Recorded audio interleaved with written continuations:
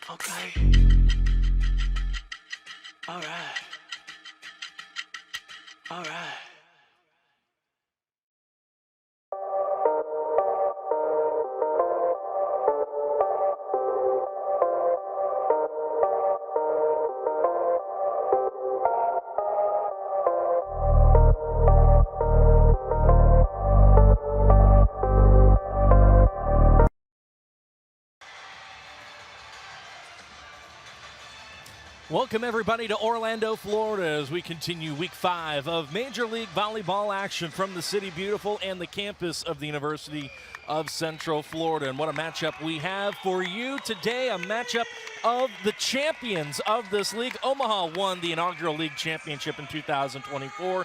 They take on the reigning champs, the Orlando Valkyries. They also check in as preseason number 2, the Supernovas, and preseason number 3, the Valkyries. Welcome courtside, everybody. We'll see you momentarily. Sean Davison alongside my All-American at Florida State in Madison Fitzpatrick. And Madison, I mentioned the highlights, right? Both of these franchises know what it takes to win it all. They also know what it takes to put together a good season, yet it feels like they're in decidedly different positions as they come into today. Omaha starting to hit their stride. Orlando fighting the injury bug, trying to find another way to go about things. Absolutely. Omaha is coming in off of a sweep over Dallas. They hit almost 400 in that match. And so if you don't know volleyball, what that means is they were in a rhythm. They were crushing it. That's extremely efficient as a team. They had 3 players in double-digit kills. So Omaha is coming in hot, obviously. The Valkyries, they had a 5-set loss to the Vibe. They're coming off of that, like you said. That's a moral victory there because they had some injuries that they were battling out. So it will be interesting to see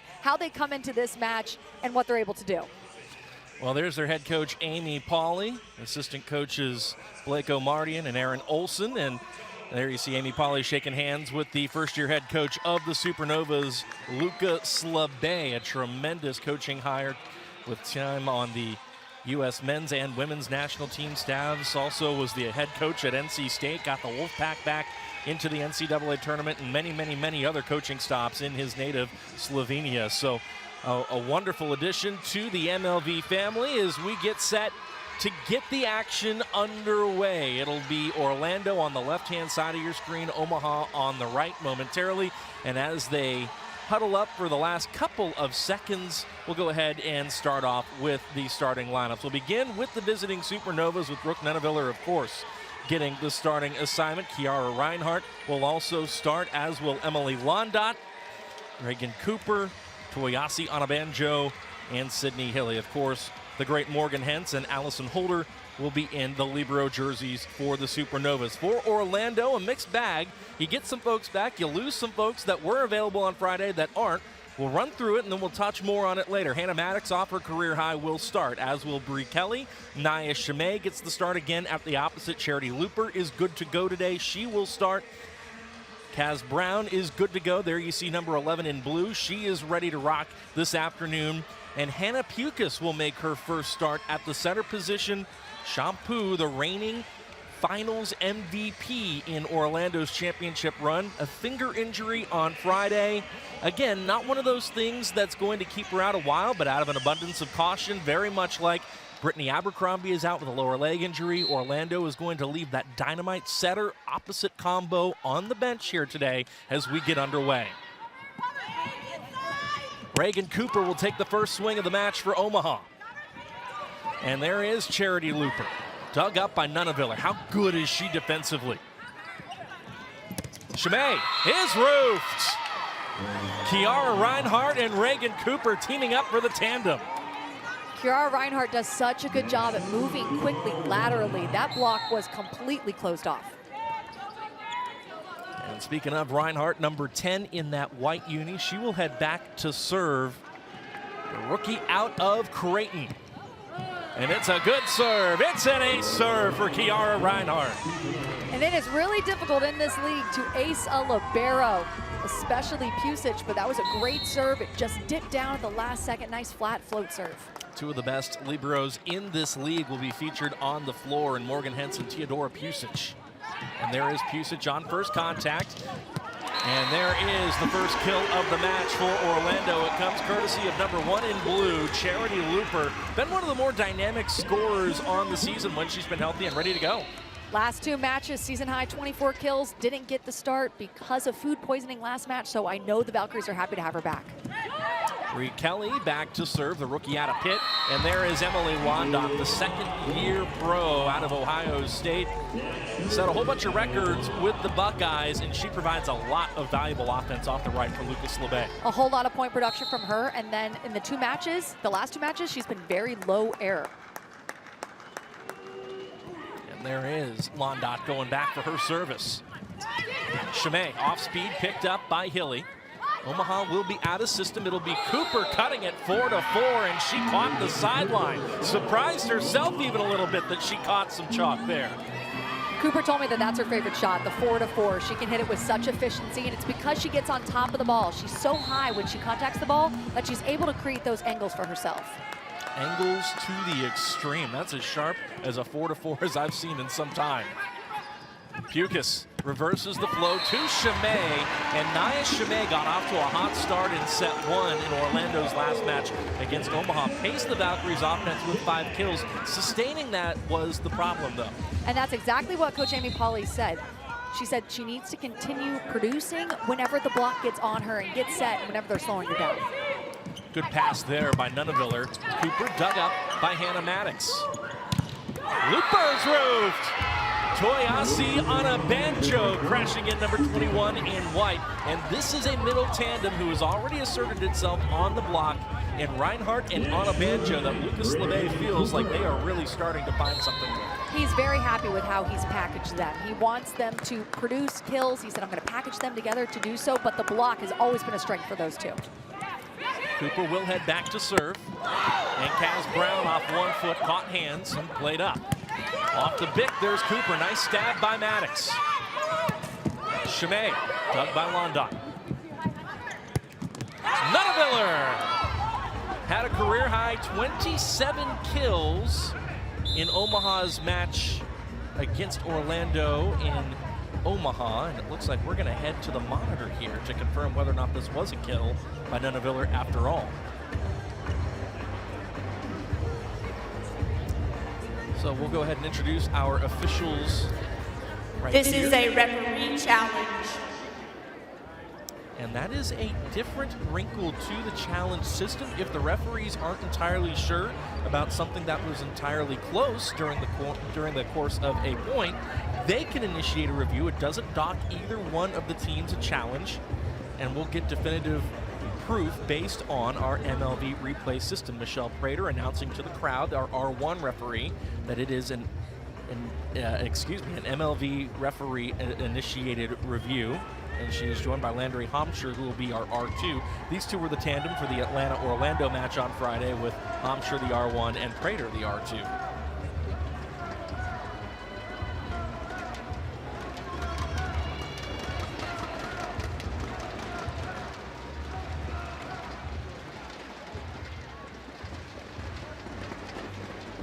In real time, it looked good, but it was tight. And it will be a point for Orlando. Yep, no block touch. After review, there was no touch, ball was out. Which is what initially everyone thought happened, but the Valkyries came down from that block and immediately said, hey, no touch, no touch. They did not feel that ball contact them. That's a good call. And it doesn't cost the Valkyries a challenge either. It was initiated by our referees. Nutteviller nearly roofed, it stays up. Nice play there by Holder. Maddox, though, no stopping that. Seam was open, and number 14 in blue, off her career high, finds the Terraflex for her first kill. Hannah Maddox was seemingly unstoppable the other night. She contacts that ball so high. She comes in so aggressively with her approach every single time, and she's very explosive, and that's hard to stop. Good first ball there. Nutteviller teed up. And an out-of-system look for Chimay. Did not grab hands. And she also launched ahead of the 3-meter line. So either way you cut it, that is going to be a point for Omaha. And it's going to be ruled that it was an illegal back row attack. On a banjo serves. Maddox, oh my goodness. Well, welcome to the match. We saw this a lot last match. Hannah Maddox gets targeted on serve receive. They're trying to take her out of the offense, disrupt the route a little bit, but no, pretty good pass to the 3-meter line. She has her full approach in front of her, and it's that explosiveness, that makes her so hard to stop. And the service goes through the back. Kaz Brown will now rotate off of the floor for Orlando. Omaha leading at 7-5. Early stages here of this best of 5, first to 25, win by 2 in the first set proposition. Nice high swing off the block and down. What a good start for Hannah Maddox. Yeah, you see that set a little off the net, so she hesitated a little bit, kind of reaching behind her, but that was smart to swing through. Block on their way down, and she got the block touch. Off the back set, Londot goes 2-2 on the swing. Emily Londot registers the kill. Londot's strength is her power, just the speed and strength at which she attacks the ball. But when she combines that with range, it's really difficult defensively to get a pass on that. Couple of swings, couple of kills for Emily Londot, number 27. Nia Chimay shredding off the right. Coach Amy Pauley did tell us she was very happy with her production last match. Obviously coming in for Brittany Abercrombie with that lower leg injury, she is asked of a lot. She needs 4 kills a set to fill the void of Brittany Abercrombie, and she delivers. Equaled her career high of 14 kills. Going back to her rookie season at Grand Rapids, did Nia Chimay a couple of days ago against Atlanta. It was a career day for a number of different Orlando players that really gave an inspired effort despite some of the primary point producers, but they came up short nonetheless. Strong serve there. Pukas on the run, bumps Chimay. It'll be a free ball opportunity for Omaha. Cooper back to the front row, back to work offensively. No problems there for Reagan Cooper. Great follow through by Reagan Cooper. That block was set. Bree Kelly was there. The hands were up and pressed. So good follow through, dropping that pinky, swinging high down the line and sneaking it past the block. 10-7 Supernovas as Reinhardt serves. Looper off speed picked up by Hilly out of system from Reinhardt to Londa going down the line. Off the bick, Hannah Maddox caught the sideline. I love that set and attack. They were pushing her a little bit more to that left side area of the court. So not right in that big position, still fast, still tempo. And what that does is it really stresses the block and Hannah Maddox can get the kill. Maddox 4 for 4 to start this match. Nunaviller off speed off that bick. Cooper into the cross court, dug back over.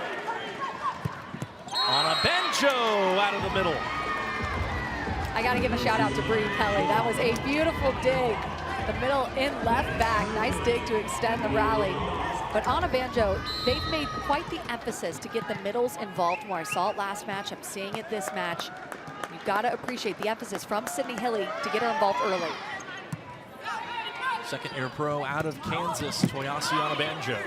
Hence lays out. Cooper dug up by Pusic.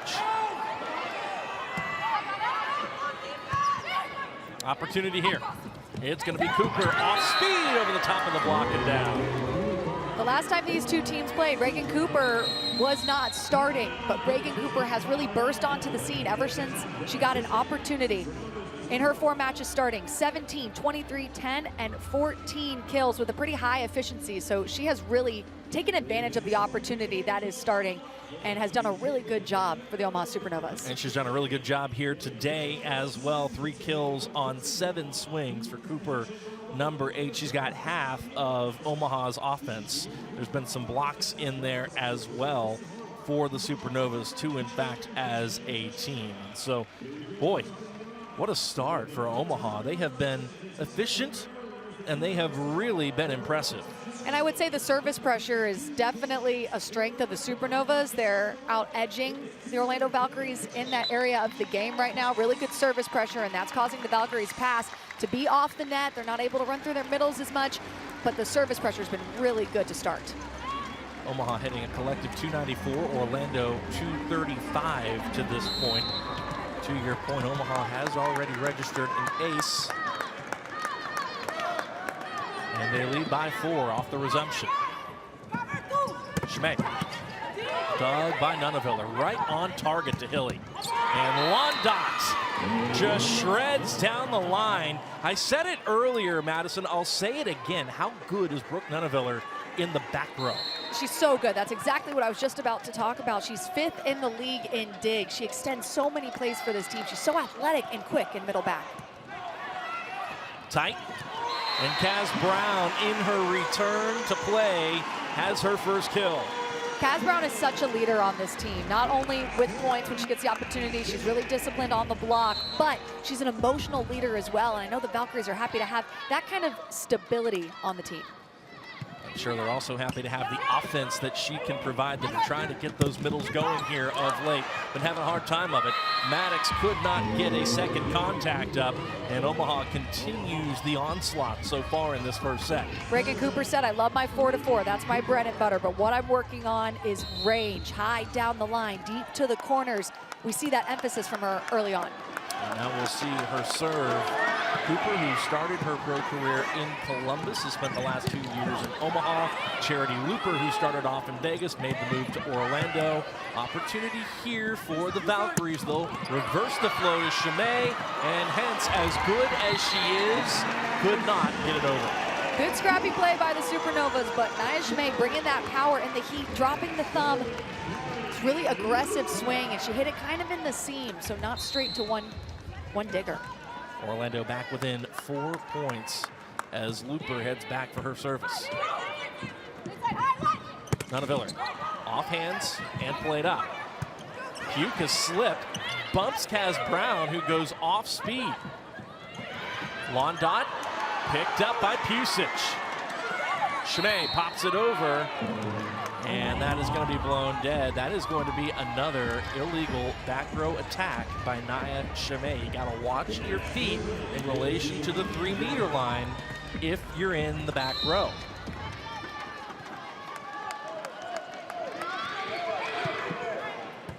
On the banjo serves. Maddox is roofed. Sydney Hilly and Kiara Reinhardt teaming up for the tandem to push the lead to 6. We'll be back to Orlando after this.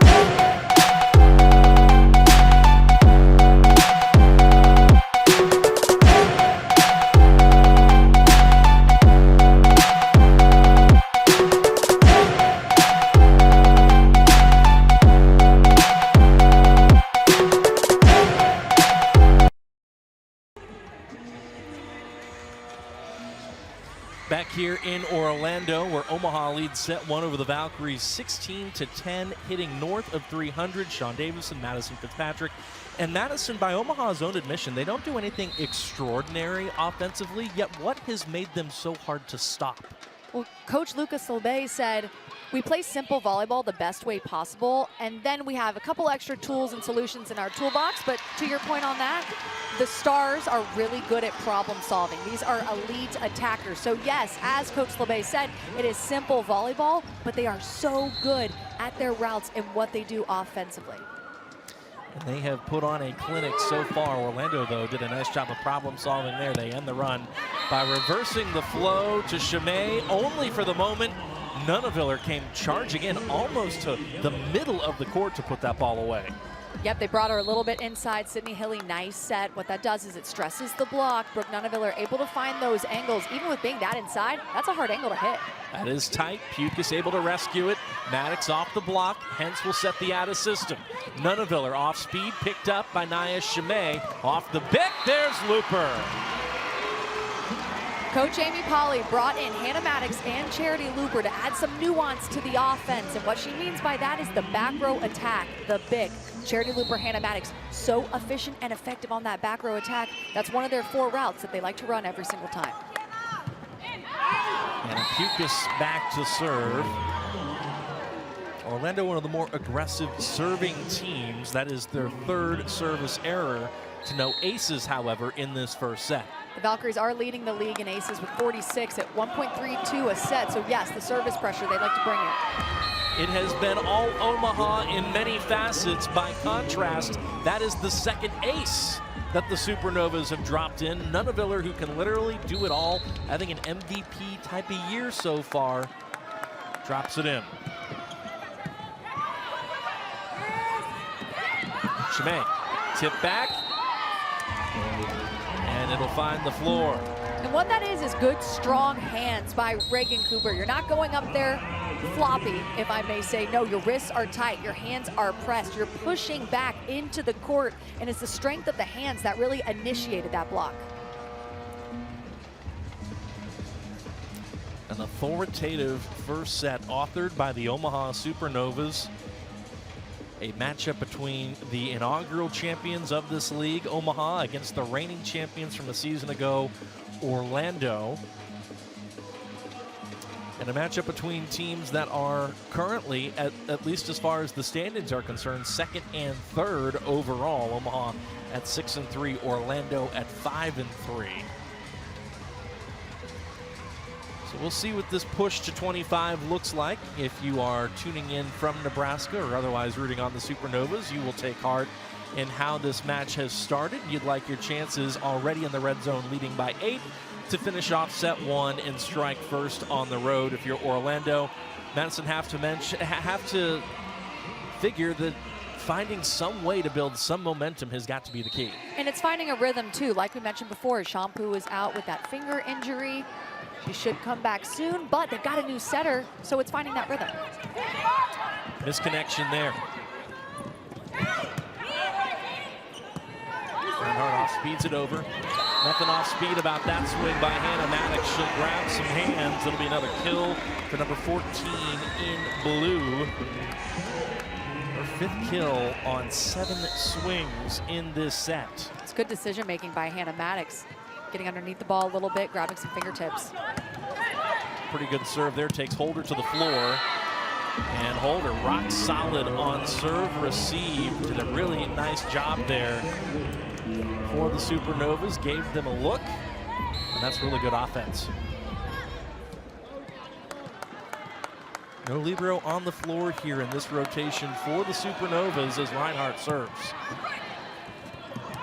Bree Kelly out of the middle, number 21 in blue. Bree Kelly did a great job right there, identifying Anna Banjo right in front of her, so she cross-body swung. Really nice job getting on top of the ball, big snap. Bree Kelly can be very efficient. The more they work her into the offense, the better it's going to be for them. She's also dropped in a couple of aces. Decent serve there by Kelly. Pukas bats it over, but out of play. It's a great block touch by the Valkyries, and just a little bit of a rushed contact on the pass by Hannah Pukas. Extending, kind of rushing to get there, but it was a good block touch. That'll send Emily Londock back to serve.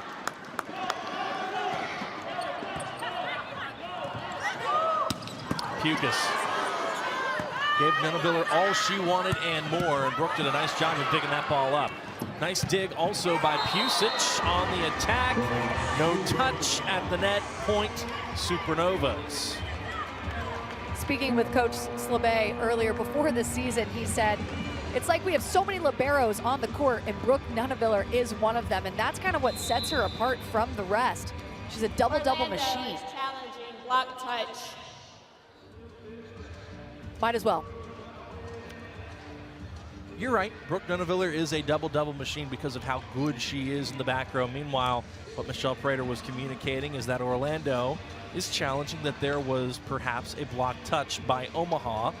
A 2-point swing in the balance. Worth mentioning that there is only 1 challenge per set this season in the MLV. It was an off-season initiative to try to keep the sets, try to keep the match as a whole moving, and eliminate maybe the second one that they didn't really need that sometimes would go in if you burned your 2 timeouts, just as a way to challenge something to stop the momentum on the floor. Yeah, I think it's a really smart rule change. It's been really fun, entertaining, fast-paced volleyball at a super high level. And at this point, if you're Amy Polly, like I said, you might as well challenge it. It's a close call. You can't take the challenge with you into the next set. So you might as well. It would turn a 9-point deficit into a 7-point deficit.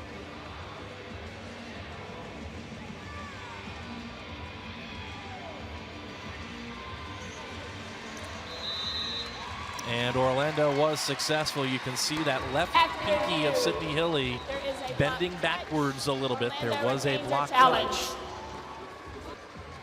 Amy Polly's smiling about that one. She trusted her team, and it pays off as Lindsay Vanderweide checks in to serve here for the Valkyries.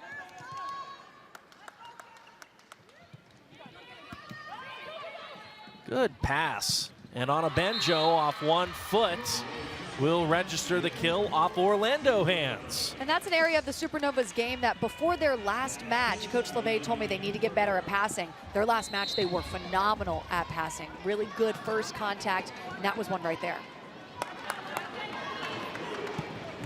Brandon Cooper back to serve. Vanderweide takes it on first. Looper off the net. Gets it right back out off the block. Nunaviller.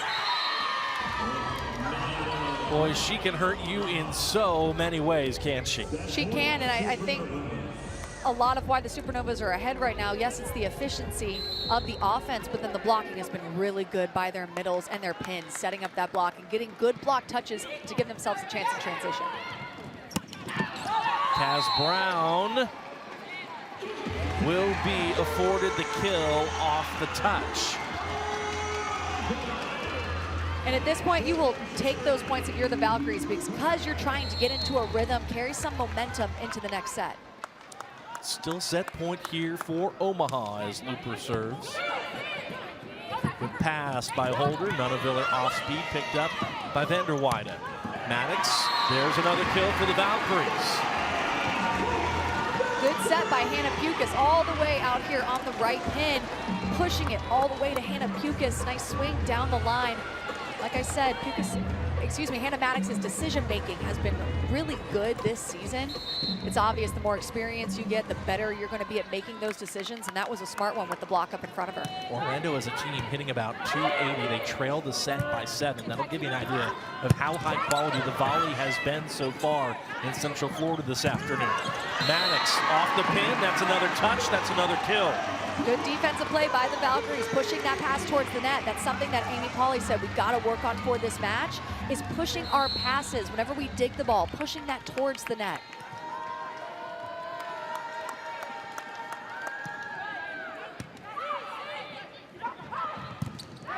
And Anna Banjo says that is enough of that. Omaha, who has led for the majority of set 1, withstands the late push by the Valkyries and seals the deal 25-18. Hey Orlando, it's game time. Your women's pro volleyball champions, the Orlando Valkyries, are back and ready to win. Enjoy the night out and feel the excitement of big plays, incredible athletes, and non-stop action. Every rally brings the crowd to its feet. Every point is a moment to cheer together.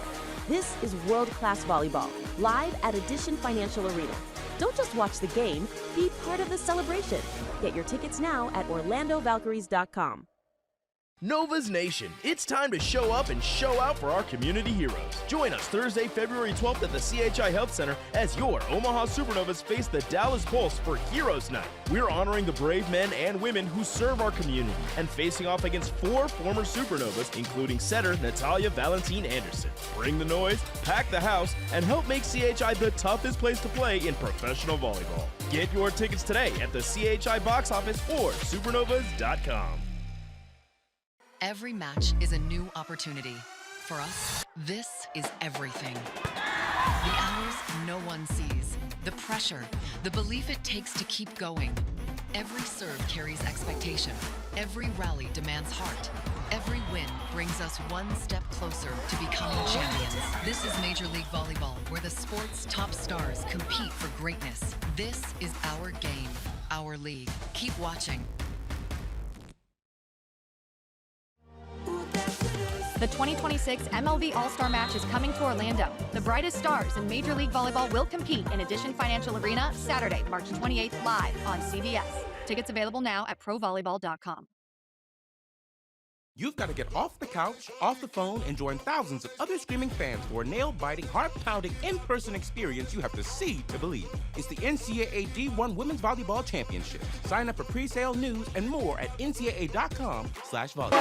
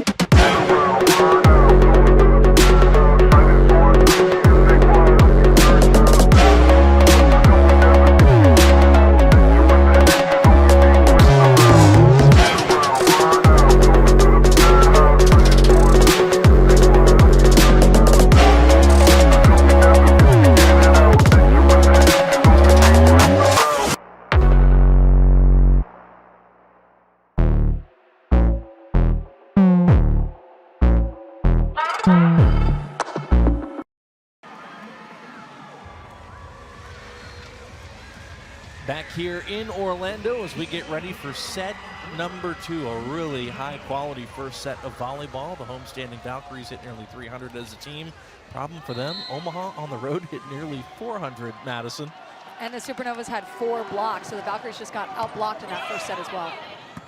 They've switched sides. It's Omaha on your left, Orlando on the right, and Charity Looper with a massive yell gets Orlando on the board first. Message sent. I love that. You need a teammate on the court coming out, firing on all cylinders, and then also it's the body language. It's the emotional aspect that she's bringing right now.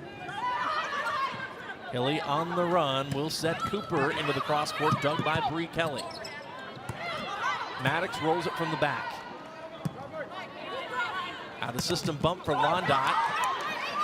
Cooper digs it out of the net, gets back off the floor, recycles off the block, and here is Lindsay Vanderweide off the right, picked up by Holder. Wow. Into the campfire and down. Oh my goodness, what a point. I literally just gasped into the mic. Allison Holder, absolutely incredible. Goes with her left hand. You thought that the play was done. You thought Vanderweide was going to get a tool and get the point. No, Allison Holder out of nowhere. Superman diving for that.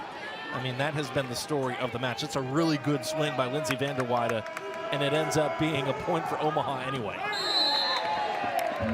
Service error, though, by the Supernovas puts Orlando back in front for the moment and will send Lindsay Vanderweide back to serve. Now, Vanderweide is an outside hitter by trade. She was an outside hitter when she was with the Mojo and, of course, last year for Orlando, but can play on the right, which is exactly where she starts off this set playing. Just trying to give Orlando some depth and point production as Kaz Brown shoves that ball right back where it came from. Kaz Brown is a difference maker at the net. She's very disciplined. She moves quickly and then hanging. She hung in the air, reading that tip. It was so smart to just stay, read, and put it down. On a banjo off the gap. And Vanderweide has just got to shove it over. Holder plays it up. Off balance here by Omaha. And a chance for Orlando. Pukas calls her own number. What a great job reading the Omaha defense. You have to have that kind of situational awareness when you're in the front row as a setter. That was really smart. She hasn't gone over on 2 yet. Whenever you get a free ball like that, you think capitalize, and the Valkyries did. That got a big smile out of her head coach, Amy Pauley, on a banjo off the gap. Boy, this is a player that Madison last year was in Omaha, didn't get a ton of play, but she is really starting to hit her stride in year 2. 4th kill on 5 attempts, hitting 750. She's been extremely efficient. We'll send her teammate Emily Londot back to serve. And that's a service error for the Ohio State All-American, who is, as we mentioned earlier, given Omaha a boost off the right-hand side. Merritt Beeson also an option over there. Started the first handful of matches before. Londot's just been more terminal of late. Looper on the serve. On a banjo, why not? Sydney Hilly does such a good job at finding the hot hand. She runs a balanced offense. Like I said, coming off that match, they had 3 players in double-digit kills, but she also knows when to set the hot hands, and it's been on a banjo. I was about to say Orlando's got an on a banjo problem. Perfect. Good pass, and Orlando had the right idea there, going behind the setter to Kaz Brown, and Kaz came away immediately knowing that she missed it. That's an attack that Kaz Brown has really been working on. I remember last season working on swinging down the line on that slide.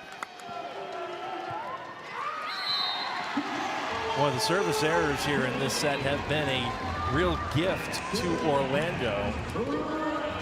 Is that 3 in this set? Yep, 3 in this set. They did bring that service pressure in that last set, but just so far, a little too many errors in this set. And there's an ace for Kaz Brown. Kaz Brown is actually very terminal from behind the service line. Every time she's back there, it seems, she's getting the opposing passers in difficult situations. There, that ball just catching Reagan Cooper a little bit to her right as it dipped towards the sideline. On a banjo. There's just no stopping Toyasi right now. Hitting around 700 on the slide attack. Anna Banjo is really good off of 1 foot. You see a little bit of space in between the blockers. And with that quick arm swing, her arm swing is so fast, she's able to get the kill. And I believe that will push Sydney Hilly to 16 assists in this match. And with that, Sydney Hilly has now hit 2,500 MLV career assists. Sydney Hilly is leading the league in assists per set. She's a national champion. She's a league champion. She has that championship mentality, and that stat speaks to it. Consistency embodied as she sets Londot down the line. What a swing that was. Maddox rolls it over. Nunaviller recycles. Hilly goes up to attack. Kelly off speeds it. Nunaviller off balance. What a rally. Maddox off hands, played up by Nunaviller. Londot, connection wasn't there. Out of system. Maddox into the back corner. It's a sniper of a swing from Hannah Maddox, bringing that power. The Valkyries are doing a better job at scoring in transition, making great plays. Hannah Maddox has been phenomenal these last 2 sets and 2 matches.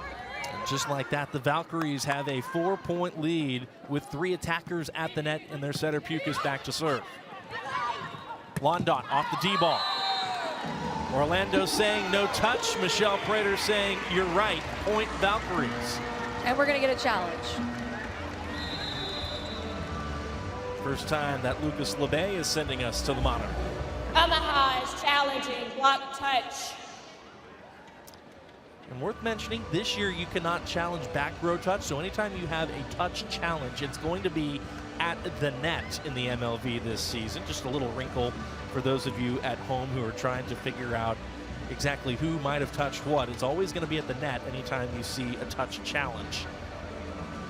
I will say the Supernovas came down from that attack and immediately wanted to challenge. I saw someone say, I heard a touch. That's a lot of the times you can hear it, but we'll see what the refs say. It's either going to be Hannah Maddox or Bree Kelly if it's going to be somebody for Orlando. They were up on the double block.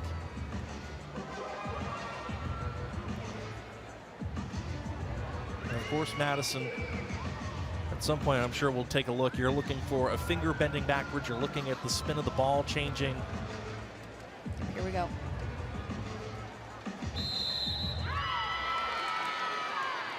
Great call by the refs. You saw that pinky do a little Change your wiggle. challenge. Bree Kelly's left hand.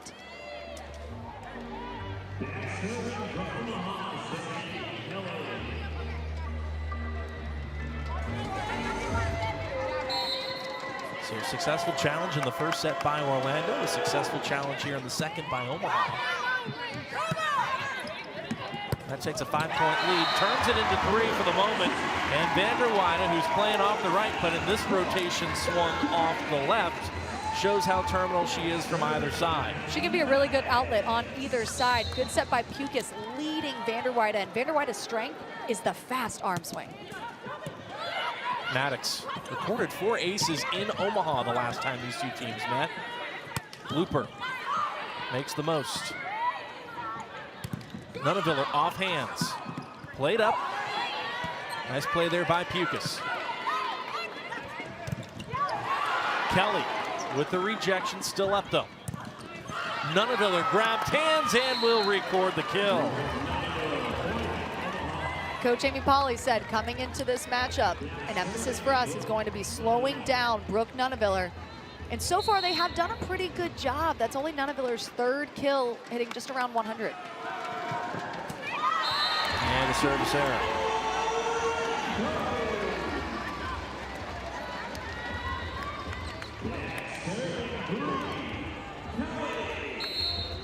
That'll send Bree Kelly back to serve.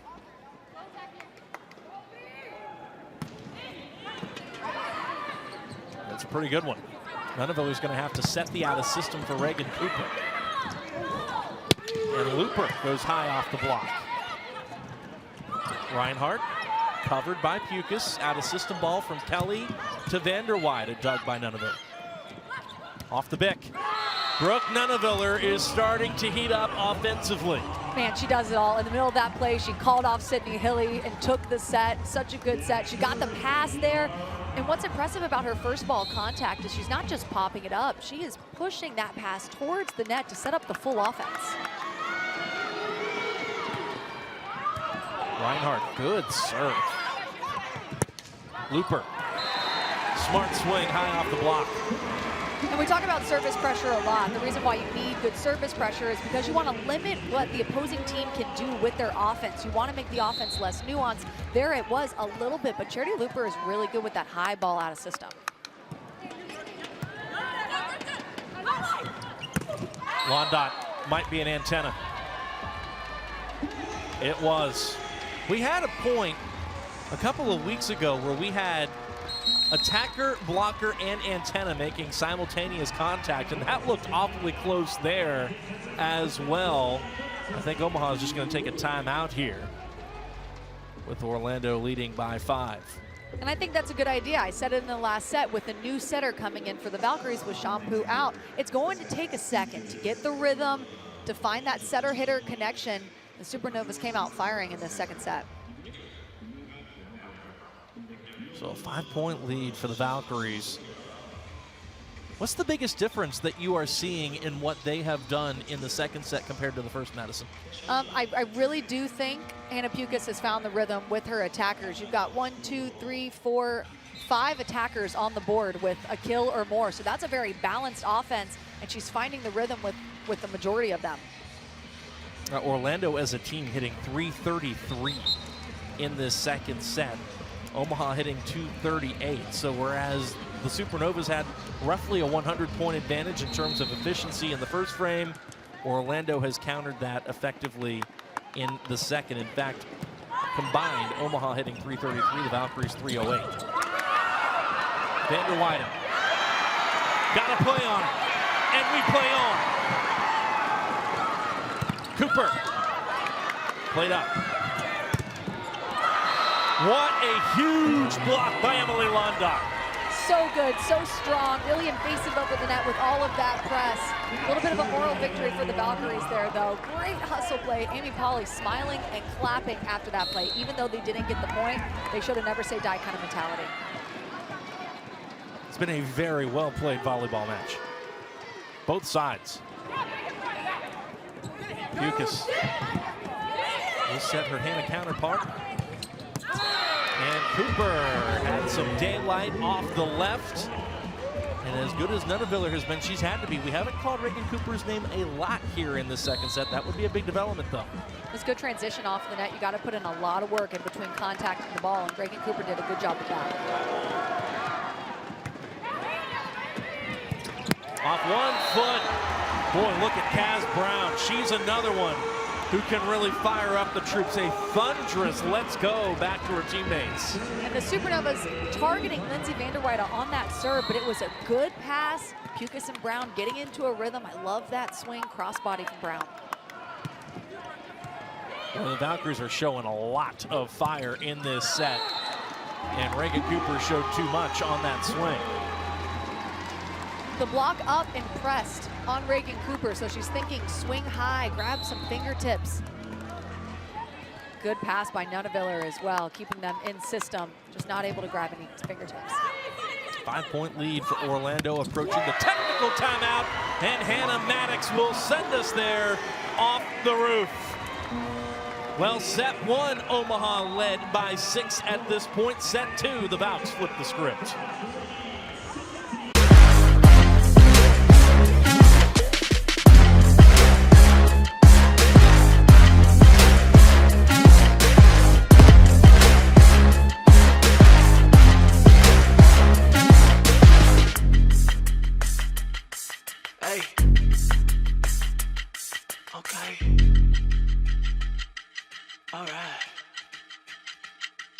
All right.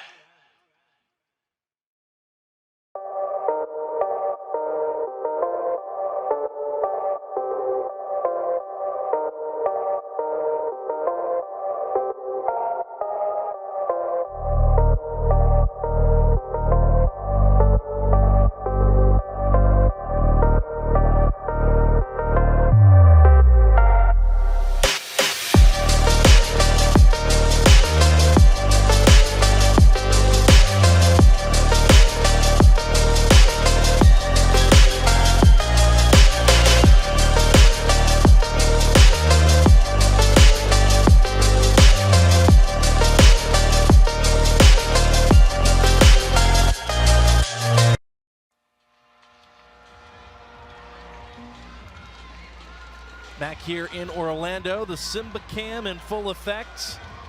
And as these folks lift their children in the air, Madison, what has been the thing that's given Orlando a lift in set 2? Offensively, they're in a rhythm. They've got every player involved. I also think defensively on the block, in that first set, they got out-blocked. 4 blocks to none, I'm pretty sure, but their block is now in a rhythm. They're doing a good job at slowing down the Supernovas. Hannah Maddox with that solo stuff afterwards. I saw her blow off her nails a little bit. So the Valkyries are feeling themselves, and that is an aspect of volleyball. They have the momentum. They're coming out confident. 278 as a team in this set. Good swing there by Reagan Cooper. Somebody had to stop the onslaught for Omaha, and it's going to be Cooper, number 8. Reagan Cooper hesitating a little bit there on the swing on purpose. Block is on its way down, but you can see not contacting it at its highest point, waiting and then striking, which causes a mismatch in the timing of the block. Vander Weide takes it on first. Kaz Brown gives it a shove. Cooper off balance, just has to one-time it over. Beeson has checked in on the opposite. Nunaviller off the block. Maddox into the cross court. What a play by Morgan Hentz. And Omaha makes the most of the rally.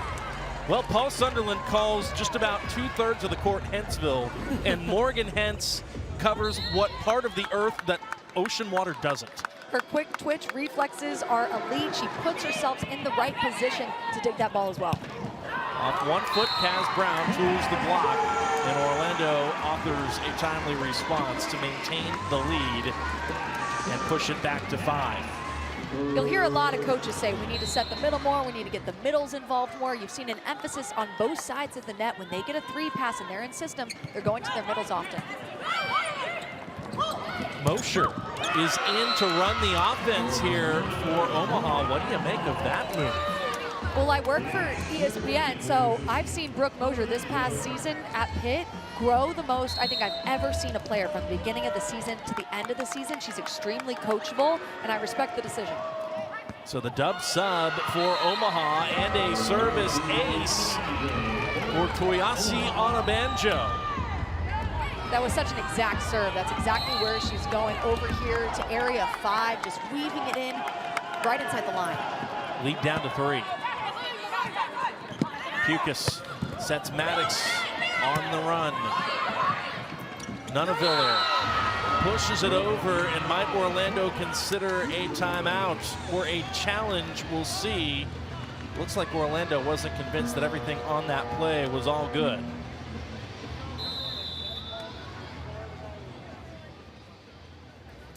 Orlando is challenging net touch. So when Brooke Nunaviller charged in to tip the ball to the floor, Orlando thinks she might have ran into the net in the process, and that is what Michelle Prater and Landry Homscher will be checking on. Looks like it's going to be a successful challenge. Her body in the bottom of the net before the play was dead. After review, the net touch happened before the ball was down. They retain their challenge. What a huge challenge that is by Orlando. You could feel the momentum shifting. If that play was upheld, it would have been a 2-point lead, and just like that, it goes back to 4 with Pukas serving 3 attackers at the net. And it's an ace serve for Hannah Pukas. The Supernovas were extremely efficient in that first set, I think because the service pressure wasn't exactly where it needed to be for the Valkyries, but they have amplified that area of their game, applying a lot more service pressure, and the Supernovas are digging into their bench a little bit. Now we see Sarah Parsons coming into play. Good pass by Holder. Beeson's roofed.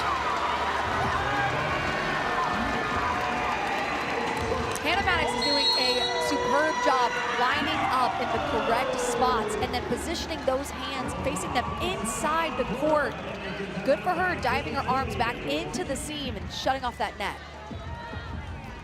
And Madison, just to circle back to that point, you know, I think it's wonderful the added viewership that we're gaining at the pro level and watching volleyball in general. And I think, you know, we've got a chance to educate a little bit, right? You know, you think of outside hitters, you think of them hitting, you think of middle blockers being the ones blocking, but what maybe some folks don't understand who are maybe new to the pickup on volleyball is your pin attackers, whether it's your outside or your opposite, they're the ones that are responsible for setting the edge of the block, and I think that's what you're talking about, what she's been doing a good job of. It's a wonderful point. You have so many roles as a 6th rotation player, which is Hannah Pukas. I mean, the way that you affect the game is so important from every area of the court. Blocking is a huge part of it, especially when you've got Mara Beeson on the other side of the net and an Emily Londot on the other side of the net for the opposites who can score in a variety of ways. You have to be locked in defensively.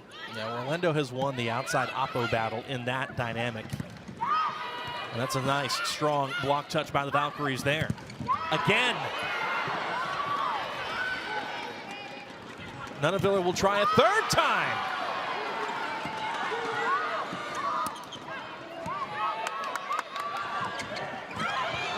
Kelly off speed. Out of system coming for Maddox. And she blows up the block for the kill. How tough have the Valkyries been at the net? They've been so tough. And so then as an attacker, if you're the Supernovas, you feel like you have to extend yourself. You have to do things out of your body to be able to get it to go down. The blocking, Brie Kelly has been superb in that area, moving so quickly side to side and slowing down their top attacker, Brooke Nunaviller. Dub sub out. Starters back in for Lucas LeVay and the Supernovas. There's Hilly running the offense. Reinhardt off one foot puts an end to the run. And that's what happens when you have a good pass. Reinhardt is doing a great job of being available, being in the air. As a middle attacker, you have to run your route no matter what. Reinhardt has done a really good job of that. Hilly serves down the line. Pusic keeps it alive. Vanderweide able to recycle. Maddox able to recycle. Tight. And Vanderweide shoves it over the block. Nunaviller has to swat it over. Broken play, Omaha wins it. Well, look at these teams scrap. So scrappy defensively, and a non-glamorous part of volleyball is coverage. And the Valkyries did a really good job in that with that coverage aspect. So did the Supernovas. You got to be there, dig up that block. It was a back and forth battle in transition. It feels like we're just watching plot twist after plot twist after plot twist. It was an Omaha onslaught, then Orlando dials up the service pressure. Omaha misses a few serves. It gives the Valkyries a little breathing room initially. Then Orlando finds their footing on the attack. They get stronger on the block. Omaha can't seem to figure out the right combination on the floor. Now we've turned into this whole floor defense scrappy rally battle where everybody's out of rhythm. And also what's fun about this match is you're seeing the full depth of both of these teams' bench. Both coaches going into their bench, pulling out X factors, doing whatever they can, and it's such a high-level match. I love the fact that we're seeing new faces to add a spark. Hilly will serve once more. Vanderweide from pass to attack. Second effort for Lindsay. That is through the corner and out of play. Point Omaha, and so here comes another Omaha run.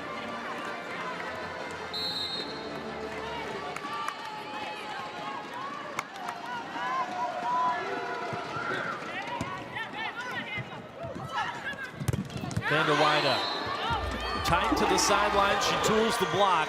Everybody hesitated to see exactly where that ball came down. It's out, it's a tool, it's a kill.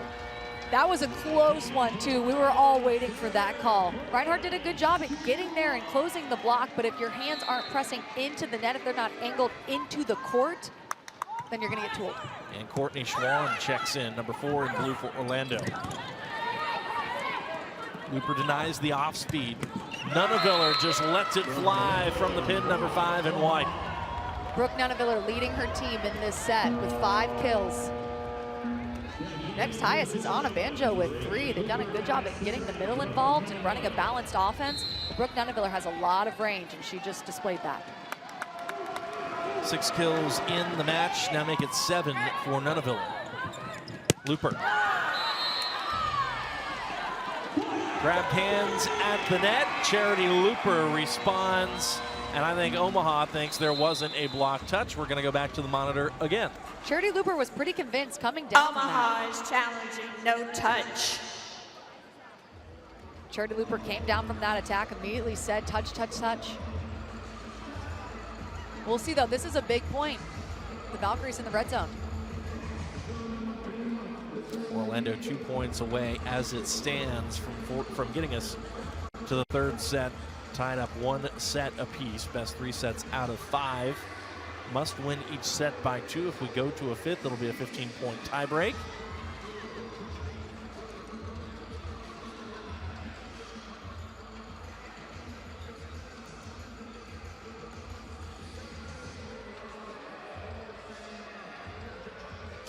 Landry Homsher, our R2, will be the one looking at the monitor. All the multitude of camera angles that our MLV replay system can provide. It'll take you almost down to the millimeter, really, to determine what did or did not happen. Here's the look. And pretty conclusive. There was No block touch, but Omaha look at how retains high their challenge. up Charity Looper is over the net. So impressive for being undersized, but she's got massive hops. That's a big point for the Supernovas, though. Down now only by 3. They got to have the service pressure, and they got to make some plays in transition to get back in it. Took the 5-point lead, turned it into 3. Vanderweide didn't have her full approach. Bree Kelly tips it down on top of the net. And Kelly with a timely kill gives Orlando a little more cushion. Coach Amy Polly sings Bree Kelly's praises. She said a lot of the times with rookies, you don't really know what you're going to get, but with Kelly, you know exactly what you're going to get. She's so hardworking. She talks to the older players, and she's really risen to the occasion. Natalie Foster checks in as a serve sub. Omaha does a pretty good job of handling the service, and there's Cooper tipping the overdig back to the floor. Really good pass by Holder. Just staying calm, staying disciplined, nice clean touch. And also really good placement by Cooper, putting that in the middle of the court where no one is. Theodora Pusic back onto the floor for Orlando. And Reinhardt will go back to serve for Omaha. Schwann takes it, and Brown hammers it down. Courtney Schwann's serve receive is so clean. She makes such good contact on that ball, and that's exactly, if you're Pucas, that's the perfect decision. Kaz Brown, with some space between her and the net, is able to pick and choose where to attack. Set point Orlando. Londot missed the sideline, and that will send us to the intermission. Set 1 Supernovas, set 2 Valkyries in a back and forth battle between league champions from 2024 and 2025. Hey Orlando, it's game time. Your women's pro volleyball champions, the Orlando Valkyries, are back and ready to win. Enjoy the night out and feel the excitement of big plays, incredible athletes, and non-stop action. Every rally brings the crowd to its feet. Every point is a moment to cheer together. This is world-class volleyball, live at Edition Financial Arena. Don't just watch the game, be part of the celebration. Get your tickets now at orlandovalkyries.com. Novas Nation, it's time to show up and show out for our community heroes. Join us Thursday, February 12th at the CHI Health Center as your Omaha Supernovas face the Dallas Pulse for Heroes Night. We're honoring the brave men and women who serve our community and facing off against 4 former Supernovas, including setter Natalia Valentine Anderson. Bring the noise, pack the house, and help make CHI the toughest place to play in professional volleyball. Get your tickets today at the CHI box office or supernovas.com. Every match is a new opportunity. For us, this is everything. The hours no one sees, the pressure, the belief it takes to keep going. Every serve carries expectation. Every rally demands heart. Every win brings us one step closer to becoming champions. This is Major League Volleyball, where the sport's top stars compete for greatness. This is our game. our league. Keep watching. It's not just a sport, it's a calling. At Spalding, we've spent years crafting high-quality equipment that honors that passion. As the official net system supplier to Major League Volleyball, we're proud to support the game at its highest level, where precision, durability, and performance matter most. Because when you give your all, you deserve equipment that does too. Spalding Volleyball. Trusted by generations, built for champions.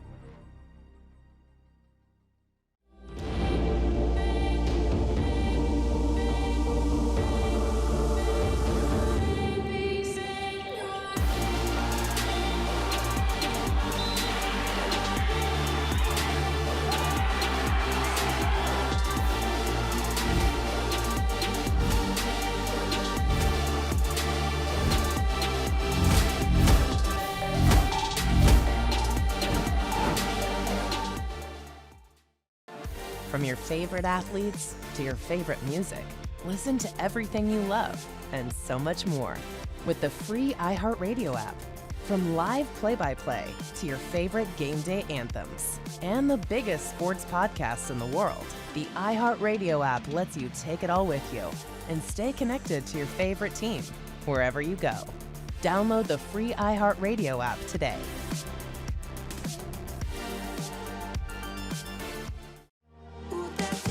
The 2026 MLV All-Star Match is coming to Orlando. The brightest stars in Major League Volleyball will compete in Edition Financial Arena Saturday, March 28th, live on CBS. Tickets available now at provolleyball.com.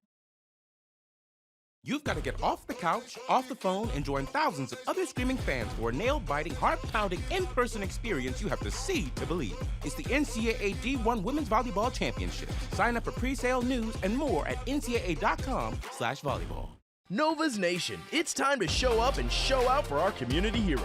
Join us Thursday, February 12th at the CHI Health Center as your Omaha Supernovas face the Dallas Pulse for Heroes Night. We're honoring the brave men and women who serve our community and facing off against 4 former Supernovas, including setter Natalia Valentine Anderson. Bring the noise, pack the house, and help make CHI the toughest place to play in professional volleyball. Get your tickets today at the CHI box office or supernovas.com. Hey Orlando, it's game time. Your women's pro volleyball champions, the Orlando Valkyries, are back and ready to win. Enjoy the night out and feel the excitement of big plays, incredible athletes, and non-stop action. Every rally brings the crowd to its feet. Every point is a moment to cheer together. This is world-class volleyball, live at Edition Financial Arena. Don't just watch the game, be part of the celebration. Get your tickets now at orlandovalkyries.com.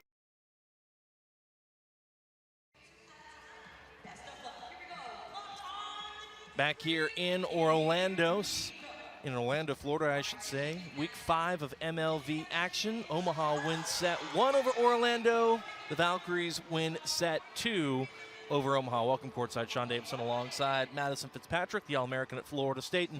And Madison, a decided shift from set 1 to set 2. Just comprehensive excellence from either team in really either set. I mean, absolutely. It's kind of funny. Omaha dominated pretty much every category in that first set. Then the Valkyries came out with a vengeance, dominated every category in that second set. I do think worth noting, the Valkyries' offense was so balanced and spread out in that second set. And I think that was the difference maker. They had 6 players on their team on the stat board with a kill. That's really impressive. And like you said in the break, middle involvement was amazing for the Valkyries. They led the team in kills, so really impressive stuff. Yeah, Amy Pauley has been stressing the need to get the middles involved offensively. To see them lead the charge in that second set was quite something as we take a look at the highlights. Yeah, the blocking has been really good on both sides of the net. They've kind of flip-flopped which team is led in that category. Kaz Brown leading on the slide, so good in that last set. Obviously getting into a rhythm with Pukas. Reagan Cooper's been doing her stuff as well. Kaz Brown on the gap set, they got her involved a lot. Brooke Nuneviller is doing what she does best, which is score and have her hand in every single aspect of the game. Like you said, it was just such a back and forth battle. I cannot wait for this next set. What part of what you saw in set 2 from an Orlando perspective excites you most? Is it the middle involvement? Is it something else, maybe service pressure? I think it's a combination of both. You could say both excite me, but the middle involvement definitely stands out. I mean, having 6 players on the court with a kill, it's really hard to block that. Defensively, it kind of keeps the defense guessing, and the Valkyries definitely had the head up on that one. So, Omaha won set 1, Orlando wins set 2. The Supernovas, what's the equation for set 3? Supernovas played really well in that first set. I think for them in set 3, they got to find an opposite that's going to start putting up points on the board and score. London has been really good the past 2 matches. They also have Beeson, but I think that's an area of their game that they're going to want more production out of in the next set. Yeah, can Omaha win the battle at the net? That, in a variety of different ways, Orlando really did start to assert themselves on the block, 3-1, to your point, at the net as well. So the Valkyries really did a nice job of flipping the script in every conceivable way, and they withstood some serious runs in set 2 as well by Omaha. Oh, they most definitely did. The mental fortitude was really good on the Valkyrie side. We said at the beginning, Shampoo was out with a little finger injury, should be good to return hopefully soon, but Hannah Pukas has done such a good job at coming in and commanding the offense. We'll see what set 3 looks like, and fortunately for all of us, it's coming your way next. Hey Orlando, it's game time. Your women's pro volleyball champions, the Orlando Valkyries, are back and ready to win. Enjoy the night out and feel the excitement of big plays, incredible athletes, and non-stop action. Every rally brings the crowd to its feet. Every point is a moment to cheer together. This is world-class volleyball, live at Addition Financial Arena. Don't just watch the game, be part of the celebration. Get your tickets now at orlandovalkyries.com. Novas Nation, it's time to show up and show out for our community heroes.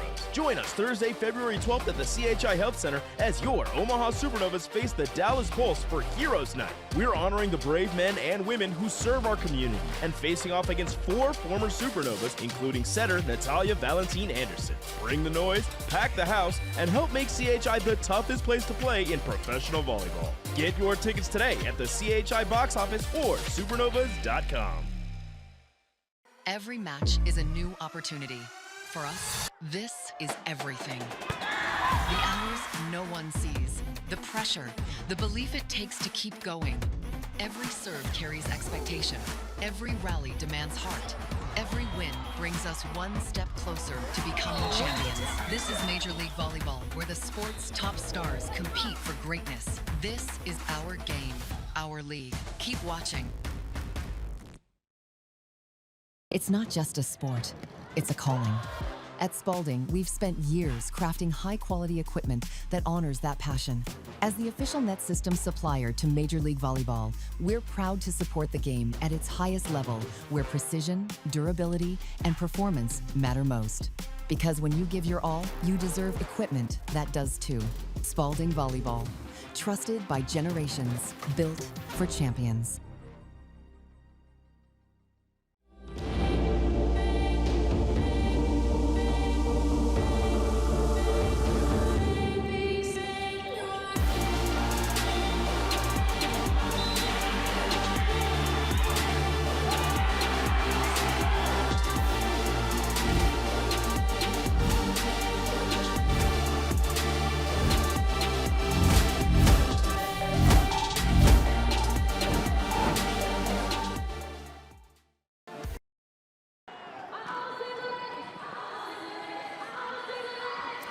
Welcome back to Central Florida here on the campus of UCF, the home of the Orlando Valkyries, who won set 2 to knot up this match 1 set apiece with the Omaha Supernovas. Orlando back on your left, Omaha back on your right.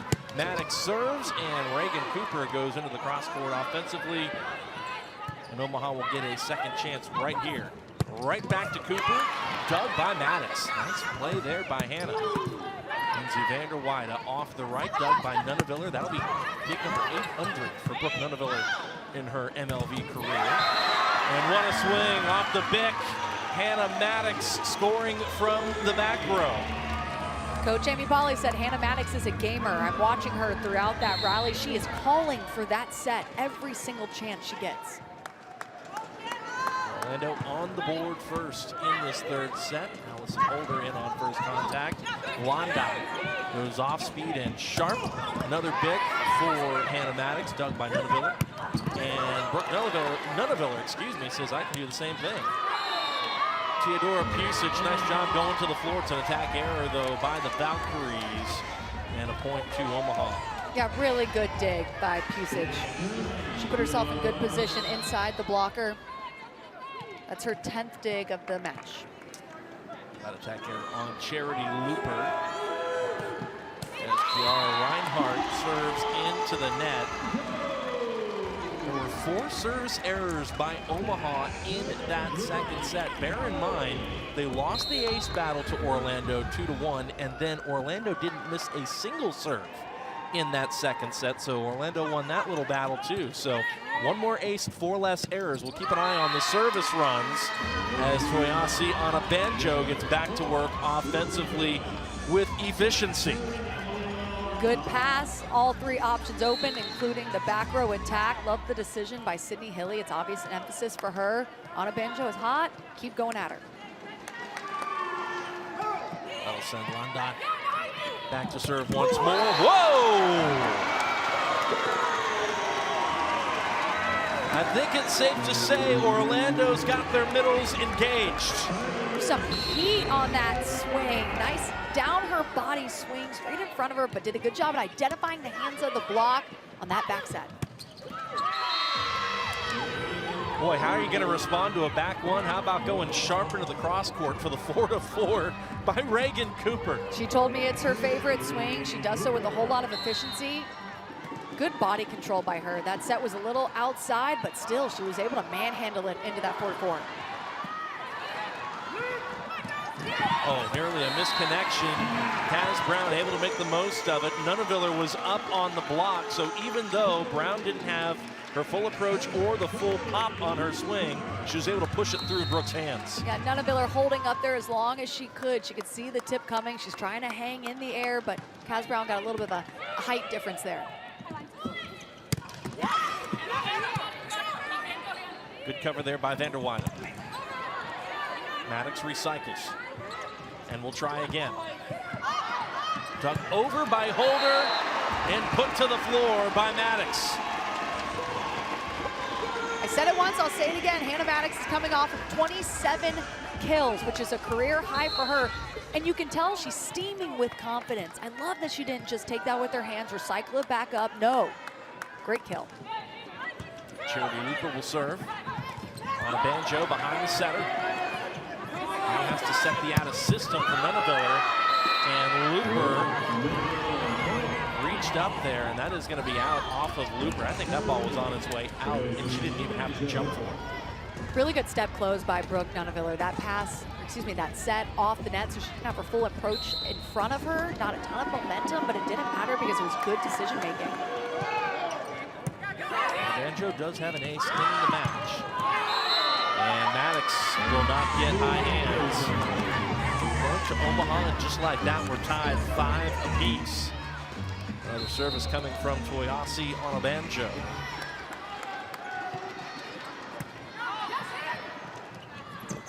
Off the Bick. Nice dig there by London. Cooper will set the out of system to Nunaviller.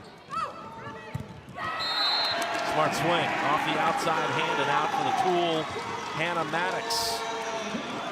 Big time tempo set from Kukis to Maddox. Look at how fast that set is. She's up in the air. It's a quick arm swing. She's beating the block, and that's why you run that tempo set, because you're trying to beat the block.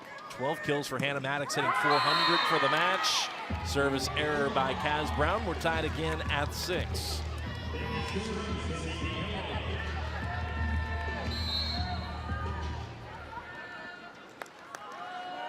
Sydney Hilly back to serve. The reigning setter of the year for then the Indy Ignite. Wow, what a dig by Hentz. It's over and put down by Reinhardt. So Hentz keeps Omaha in the rally just long enough for them to win it. Wonderful dig by Hentz. It's not surprising at this point. Her placement, where she puts herself in the court to dig those balls, she's so good at reading. Maddox off hands and out. Something that I like about Hannah Maddox and Brooke Nunaviller, both of them, they attack the block. They do not fear the block. They're swinging at the block, and they're not afraid to tool it. Omaha has subbed Allison Holder in for Morgan Hentz here on serve receive. Orlando goes to Cooper, and Vanderweide sets the edge beautifully for Bree Kelly. They team up for the tandem block. Vanderweide did a great job right there, reaching those arms back into the seam. Really good read by her. She could see, based on the shoulder of the approach, Brooke Nunaviller was swinging cross. She dove those arms into the seam. 8-7 Valkyries. Trying to pick on Cooper on serve receive. Londot able to record the kill off the right. This is an area that I kind of talked about with the Supernovas, where I think they want more production out of. Emily Londot, that's her 5th kill, still hitting around 100. But I would look for them to get her involved as we continue in this set. Kelly, off speed, off the gap. Reinhardt, nothing off speed about that. Really good pass by the off blocker, Emily Londot. Not blocking, so she's gonna come just around, just right behind Reinhardt, pass that ball up. Like I said before, Reinhardt does a good job at running her route, being in the air and being available. 9-8 Omaha. Good pass by Vanderweide. She's rewarded with the swing, recycles off the block. Kelly off the gap, and that'll be a kill for Bree Kelly. Gotta respect the effort of Emily Londot running underneath the net, still putting the contact on it, clearly over the center line. But heck, why not? You're committed to it, might as well lay out for it. I love it. It shows resiliency. You don't want the ball to hit the ground. Great effort play by Londot. That'll send Hannah Maddox back to serve, tied up at 9. Reinhardt. No touch by Orlando. It'll remain Hannah Maddox service. And I just want to go back to a point that I was making. Here's Holder in on serve receive, and this has been a development here of late. She's just been a little more solid on serve receive for Omaha. And as absurd as it sounds, as Maddox drops in the ace, as good as Morgan Hentz has been defensively, there have been some serve receive problems. Teams are starting to actually intentionally serve Morgan Hentz, and Lucas LeBay's answer is anytime on serve receive, in comes Holder. No solutions for the Maddox serve at the moment, though. That serve comes so quickly off of Hannah Maddox's hand, and it's a true float serve, which means from the time it contacts your hand to the time it's at that serve receive line, it is dipping and diving at the last second, and it's really difficult to get your platform behind it, underneath it, and then angle it into the court because it's moving and dipping so much. 4 aces for Hannah Maddox in Omaha. And that string of aces off of the 1-point lead pushes Orlando's lead to 3. I think this is a really good timeout by Omaha. Most definitely, especially because Hannah Maddox is such a solid server. Take a beat, give her a second to think about it. Maybe try to ice the server a little bit, and then also the Valkyries have some momentum. So you call the timeout, you break up that momentum a little bit, and we'll see if they can get a good pass on the ball after this. And worth mentioning, with Holder on the floor, Orlando targeting different players on the floor, and they've been able to dial up the right service pressure.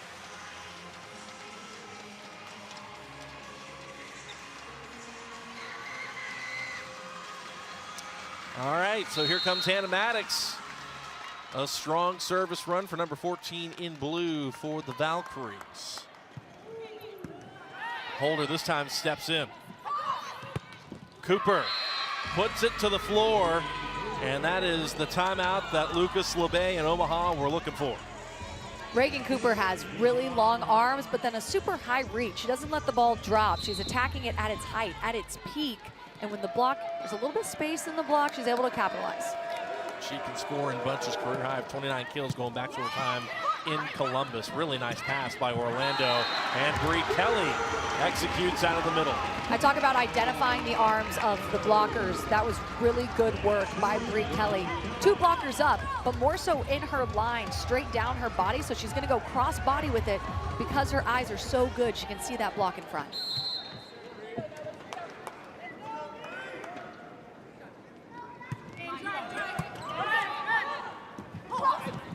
Cooper.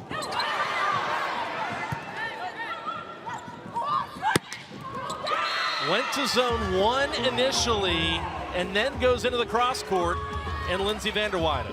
Excuse me, that's Bree Kelly back there. And what Cooper is working on is that range. So going down the line, something she's working on, and then identifying, okay, that got dug. Bree Kelly's in left back. Let me attack deep to that corner, and she got the kill.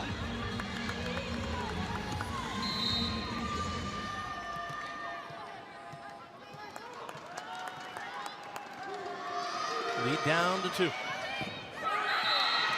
Nice serve by Emily Landot for the ace. That ball just died. Really good dip at the end there. Nice flat serve, but just dipped and dove right in front of the passer. Now Landot, if she can get going, she has really been a boon offensively for Omaha, especially of late. Her kills per set up from 2.78 a season ago to just north of 3, but the hit percentage in the process up over 100 points from 176 to 287. There she is laying out defensively. Nice play. Kaz Brown is not one to be denied twice.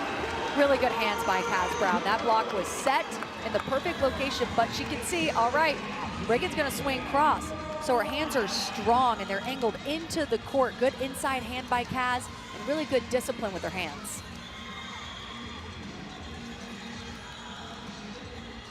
What a match by Kaz Brown. A couple of blocks, 8 kills on 14 swings as well. An ace serve for Lindsay Vanderweide. That is the epitome of serving to the seams. Not serving just to area 6 or 1 or 5, but in the middle, in that seam, can cause a lot of chaos. Several aces in this set for Orlando. Good pass by Cooper, who goes to work offensively. Pukas tips it to Pusic. Looper off hands, played up by Holder. Landot swinging off the right. Really nice ball there by Pusic. And Looper off speeds it to the floor to send us to the technical timeout. Great variety by Looper, taking something off of it. Got the kill, and now the Valkyries are up by 4.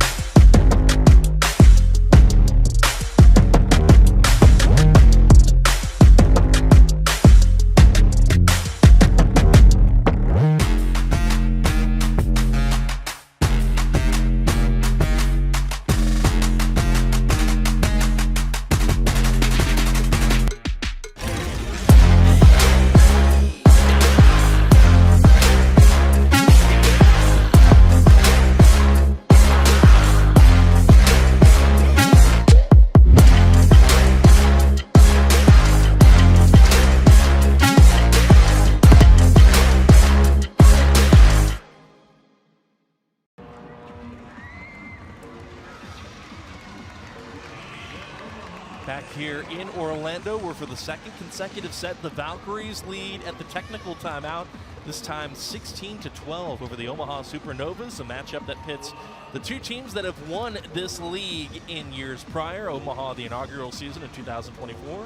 Orlando in 2025. Also pits number 2 versus number 3 in the league standings.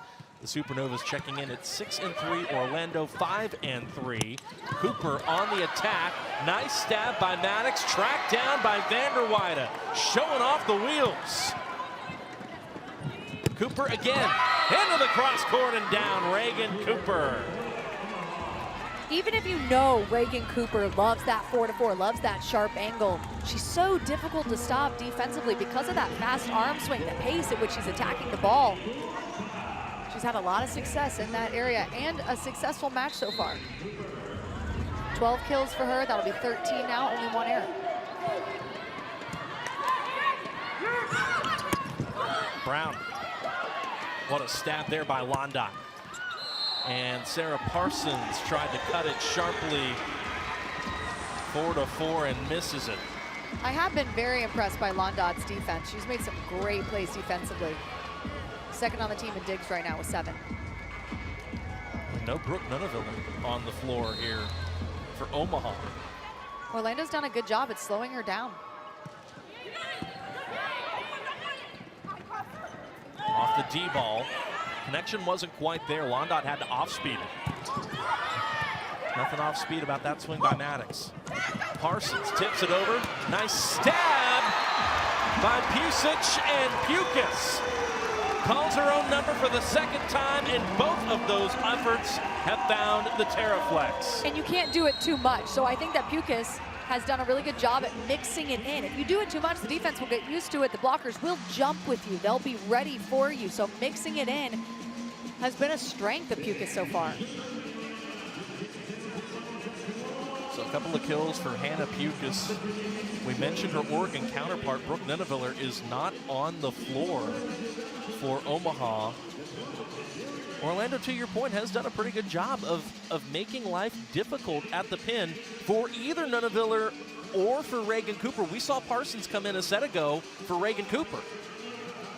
And Reagan Cooper, yeah, she's doing a good job. 12 kills. Brooke Nunaviller, for her standards, Orlando is slowing her down. She still has 8 kills, which is phenomenal. That's point production that you want from her. But Brooke Nunaviller, tied for first in total kills in this league. 4.38 points per set. It's obvious that the Valkyries came in with a game plan. They know that they needed to slow her down. I think it's, yeah, to your point, it's also worth mentioning. Nunaviller has had some difficulties here of late. She's been subbed in for by Sarah Parsons. When she comes back to the floor, I don't think it's a question if, she will come back on the floor at some point. She's 2 kills away from yet another double-double. Casual. That's just how she does it. On a banjo, just casually running behind the center. I mean, I don't know. Yes, I know there's been a couple of times that she has not come away with a kill, but she has been so incredibly efficient. Yeah, off of 1 foot, very efficient. And I love how she's changing the direction of the ball. She's not swinging across, not all the way down the line, but finding those seams in the defense with really good range. 8 kills on 11 swings. Brooke Mosher serves. And Maddox on the attack, stays up, Parsons pops it over. Off the pick, Looper, what a decision. Triple block, so you've got no off blocker. That was a really good decision by Looper. I like Looper's eye. She's really looking at the opposite side of the court, seeing the triple block, and then putting it down. Also worth mentioning, Emmy Klicka on the floor, number 23 in blue for Orlando. She, like Brooke Mosher, a proud Pitt Panther, was a huge part of Orlando's postseason run. Some huge digs down the stretch by her, stabilizing the back row after Georgia Murphy went down with an injury. Natalie Foster is in to serve, catches the net on her service. Reinhardt, that's not the approach she was looking for, but she makes the most of the block.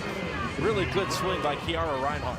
Really good swing. She had to work to get there. That set either too low or it was run too fast. She's not all the way there, so she had to work really hard. Good follow through.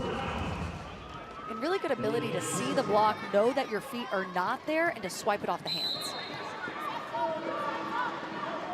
We'll trim the lead to 4 with Hilly back to serve.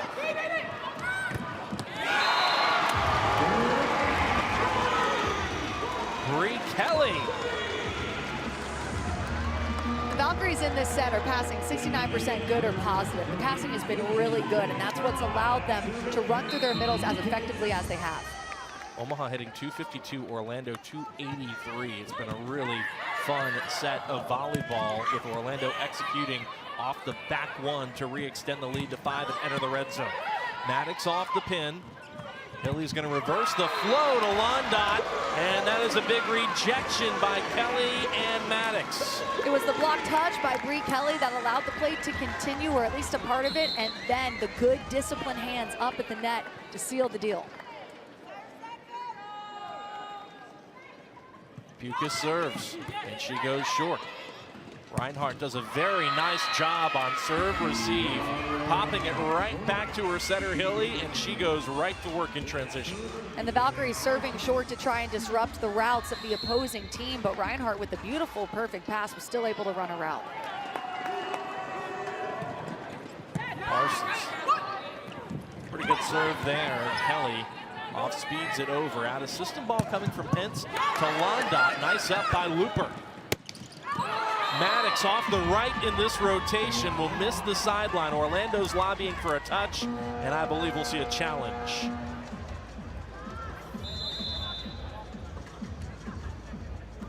Orlando is challenging block touch. A lot of the times when an attacker comes down and immediately is like, yes, touch, touch, touch, a lot of times they are right because you're there, you're in the thick of it, you can hear it, you can almost feel it as an attacker. So we'll see if Hannah Pukas is right. Hannah Maddox, excuse me.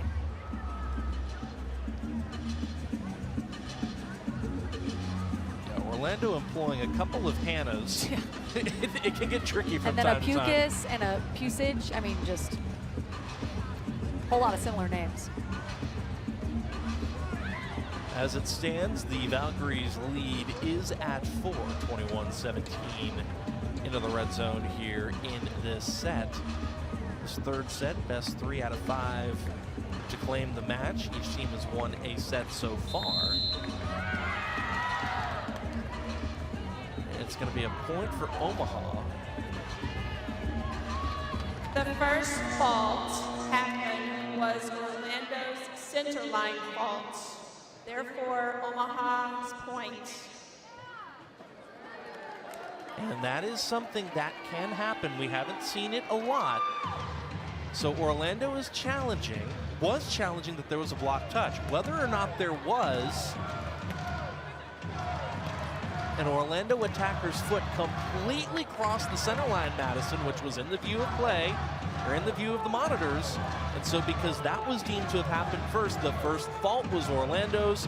So regardless of whether there was a block touch, Michelle Prater is saying the point is still going to go to Omaha. It's well said. If your foot is on that line at all and it's over, that's okay, as long as your foot's on the line. But if your foot is completely over, no part of it's touching the line, it's going to be a center line fault.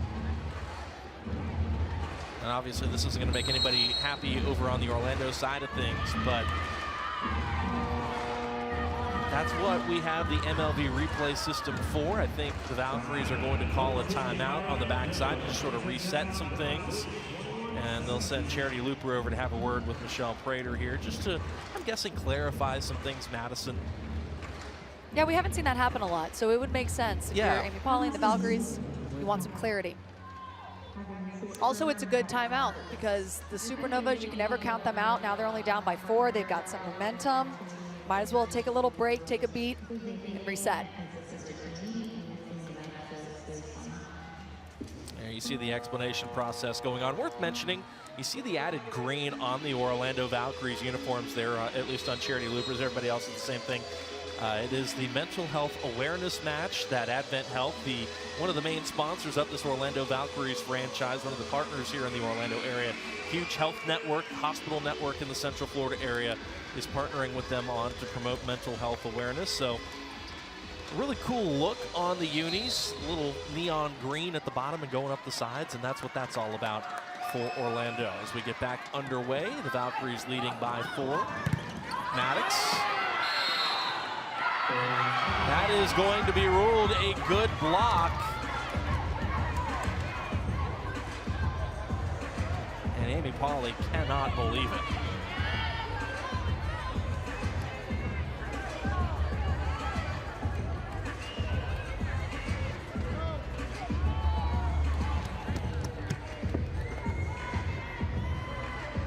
Boy, you can feel the intensity really starting to ratchet up, can't you? Absolutely. I know the Valkyries really need this point. It's an overpass, and it's put down by Londot. We're going to see Courtney Schwann come in for the Valkyries, maybe looking for some stability on that pass. They need a good first contact, and they're going to keep this lead. Now only up by 2. That's a good move by Coach Pauly.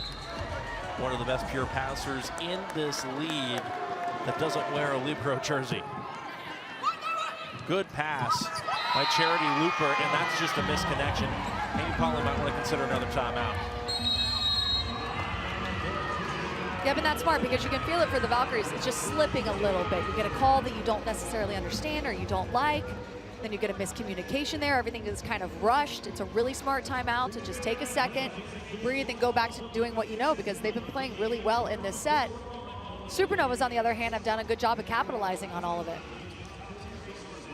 And this isn't going to be a pleasant history lesson for folks that are tuning in rooting on Orlando, but I think it is worth mentioning. In the previous meeting between these two teams in Omaha, Orlando won the first 2 sets. Omaha came out of the intermission firing full cylinders, 1 set 3 rather convincingly. But in the 4th set, Orlando was out to something like a 7-1 lead. And Omaha found a way back into it. It was one of a few leads that Orlando had given up to that point. They were still undefeated, but they'd given up some set leads that weren't sitting particularly well with the Valkyries. And so here we are again. They've led by as many as 4 or 5 in this set. You would hate to give that away, especially considering somebody's going to have to win a 4th set to extend the match. You don't want it to be you. And the timeout gets Orlando out of that rotation. It was a really nice service run by Sarah Parsons, to be clear, though. Really ate up a lot of that deficit.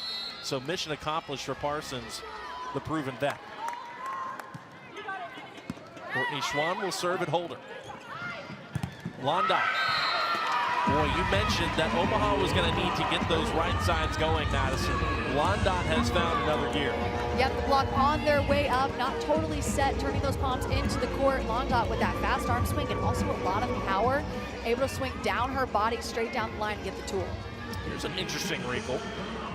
Merritt Beeson's going to check in as a serve sub for Kiara Reinhardt.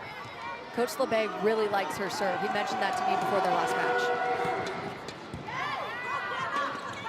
Kukas on the run, sets Looper. Played up by Beeson. Cooper tight. Out of system for Charity. Good cover by Schwann. Vanderweide snuck it through the block for the kill. The coverage on the Valkyrie side has been really good. It's a great up by Schwann. And then Vanderweide put in a lot of work in transition, in between touching the ball, to get back at her full approach in front of her and drive it through that block. That'll send Brie Kelly back to serve.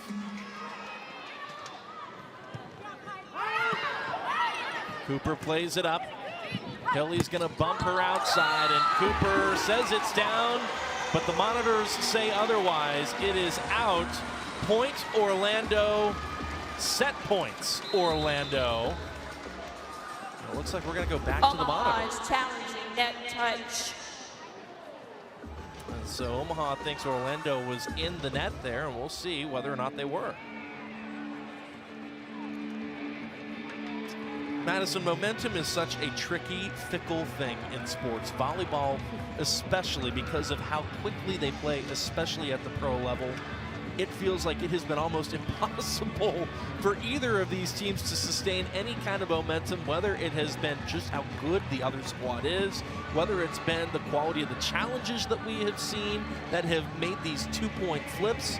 I don't know that either of these teams have missed a challenge yet, frankly. Oh. And to that point, Yep. After review, there was a net touch. Omaha retains their challenge. That's a wonderful challenge. I don't know how he saw that. that just took a set point, 3-point lead situation and turned it into a 1-point set with Londot back to serve, 23-22 Orlando. Huge.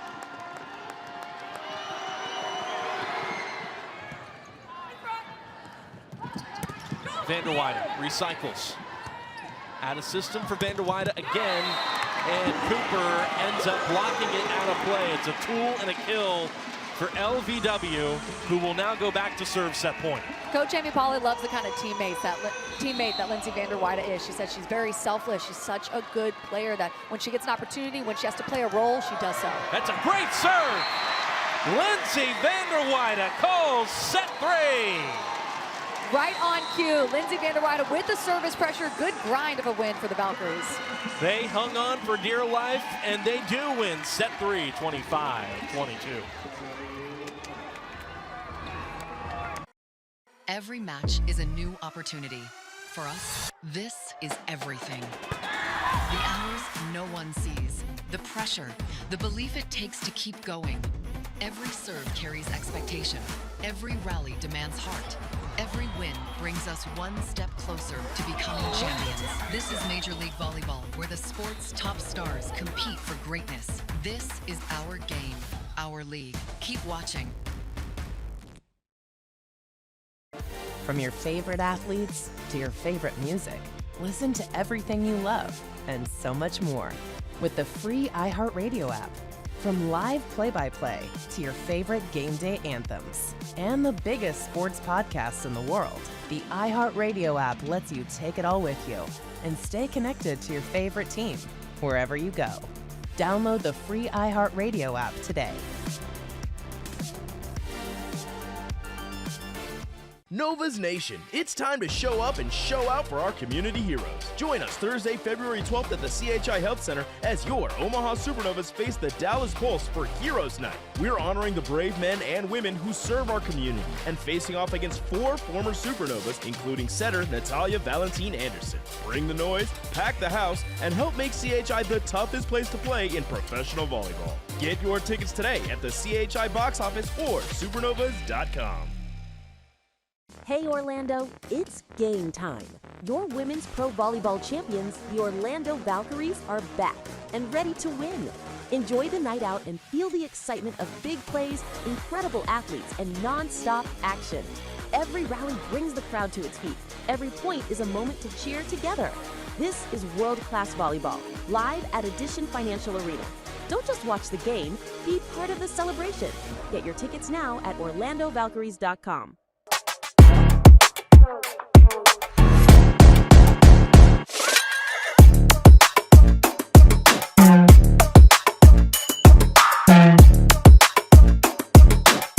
Pony Club.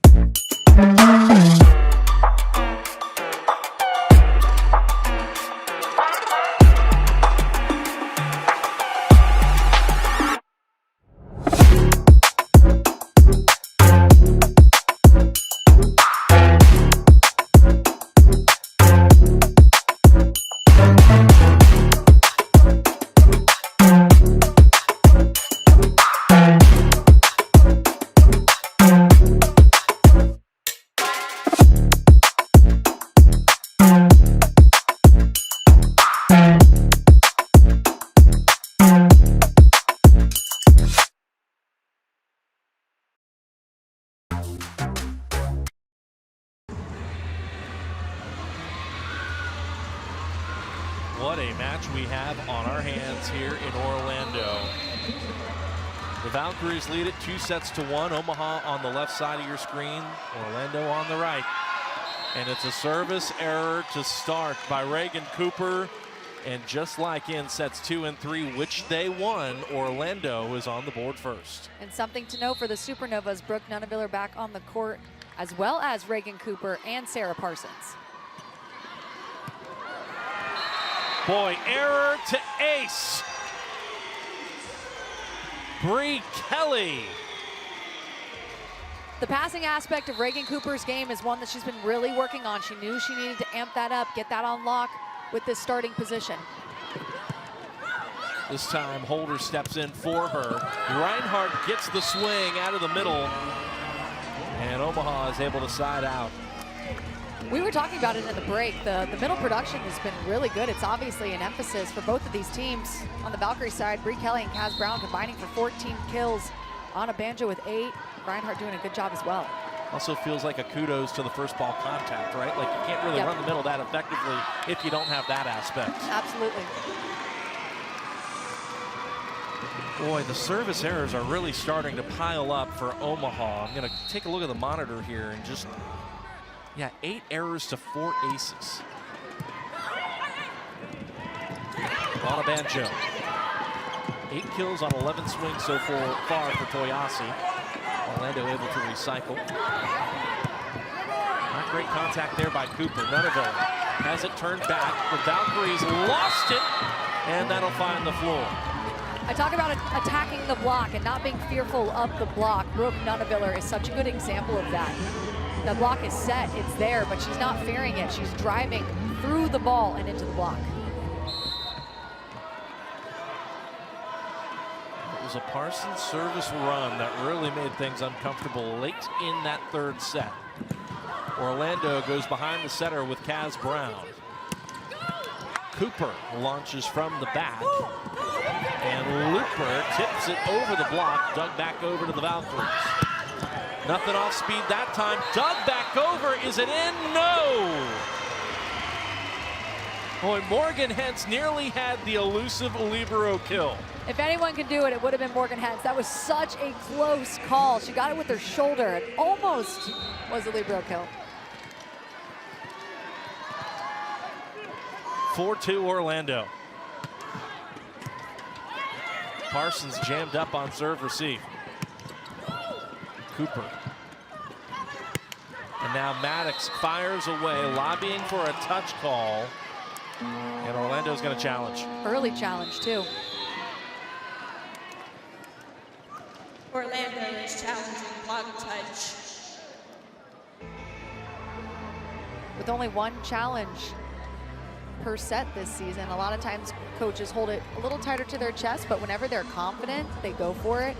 Hannah Maddox very confident coming down from that swing that there's a touch.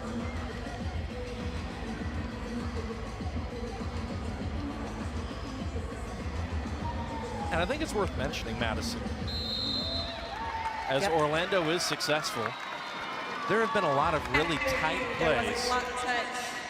Orlando retains their challenge. There have been a lot of incredibly tight plays, so tight, in fact, that our officials have been overruled by the challenge, and that's not a knock on them. We've got some of the best officials in the world, internationally accredited officials, and some of these plays are just so tight that it's even escaping their eye. That is how razor thin the margin has been. Nothing razor thin about that. Wow, what a swing by Nunaviller. Really good set by Sydney Hilly, pushing that ball all the way from antenna to antenna. It's a fast arm swing. It's the drive through the ball. She uses the momentum in her approach so well to drive through that ball. 9 kills to go with 11 digs for Brooke Nunaviller. Boy, Lindsay Vanderweider has been rock solid on serve receive, and that could be a huge boost for Omaha. Doesn't feel like they've had a whole lot of stuff blocks. If they can get the block going, we'll see how that bodes for them. Yep, that's why they won that first set. The block was firing on all cylinders.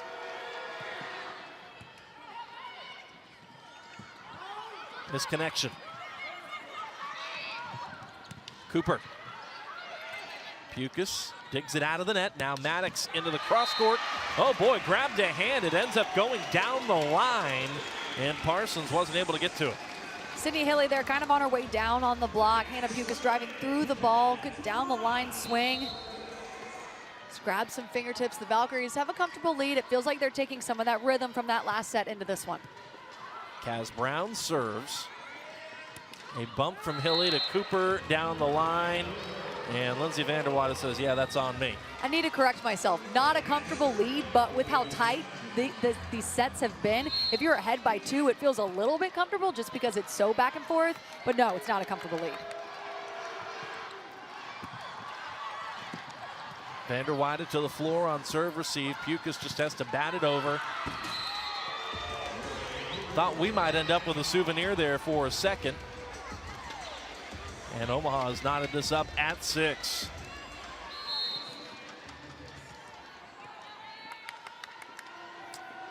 Onabanjo serves once more. Better pass by Vanderweider. Maddox recycles tight to the net. Second effort. Only a point to Omaha.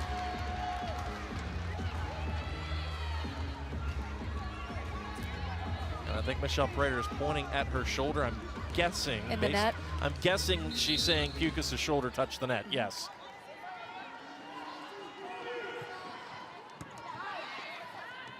Again, not a bad pass by Orlando. This time they run the bick, and they get Looper going from the back row. That's one of the reasons why they brought Looper in. The speed of that back row attack from Looper. Tempo, big. She does such a good job at identifying the arms of the opposing block. Right now, the Valkyries in this set passing 50% good or positive. That's good. Parsons got jammed up off serve receive. Cooper tight to the net.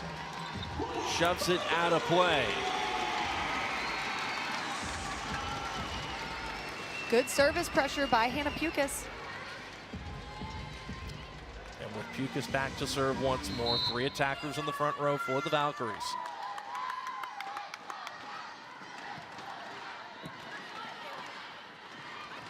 Hilly. Oh, huge rejection. Hannah Maddox. That was an absolute wall. Hannah Maddox set that up. Like you said, the lining up of the block is so important. And with Brie Kelly getting there and closing, it's almost like a trap set. There's really nowhere to go. Holder. Jammed up, and the back bump is good. Wow. What an out-of-system ball that was. What that was crafty. So smart, crafty. It was a great set by Brooke Nunaviller, who, like I said, has her hand in every part of this game, but good patience on the approach by Reagan Cooper and very crafty attack. If you're Omaha, you've got to find a way to rein that serve in. Especially with a game this close, those can really hurt you. I believe that'll be their 10th service error, as opposed to the Valkyries' 4.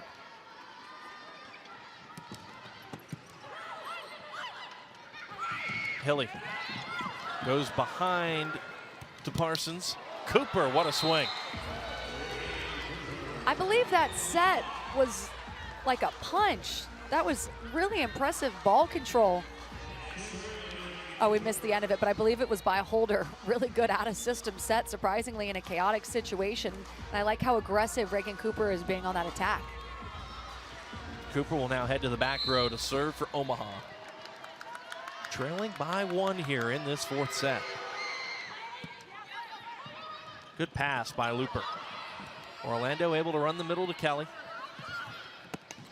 Parsons goes 2-2, picked up by Pukas. Out of system for Vanderweide.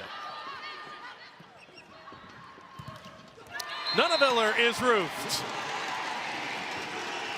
You would think coming from college to the pros, with how fast the pros play, there'd be a little bit of a lag in how you perform, but Brie Kelly is coming in not playing around. The transition has been so good from college to here. None of that would have been possible without Vanderweide, but kudos to Brie Kelly, who has not missed a beat from college to pro.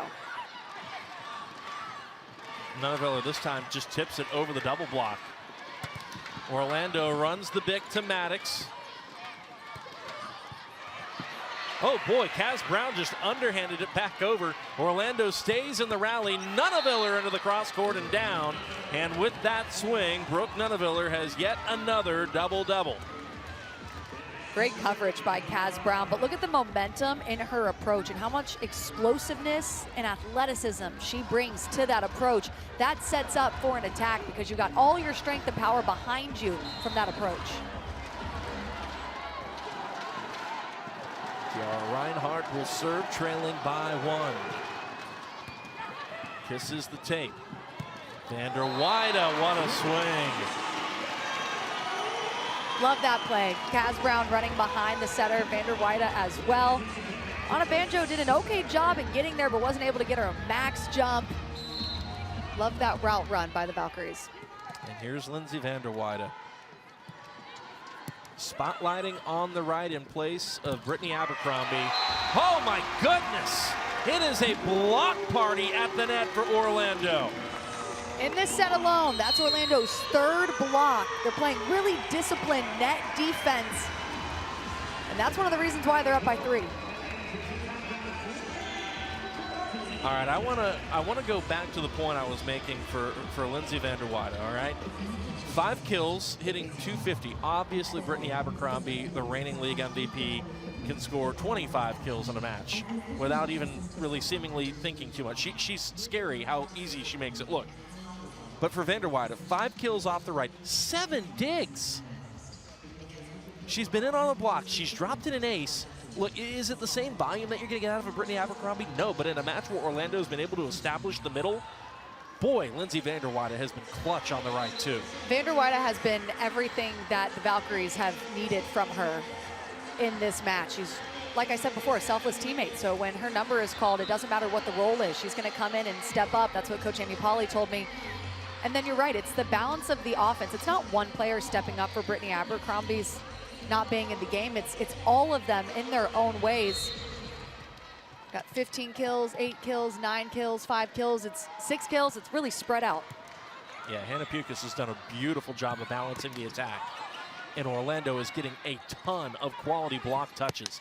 Even the ones that aren't going down are slowing down everything.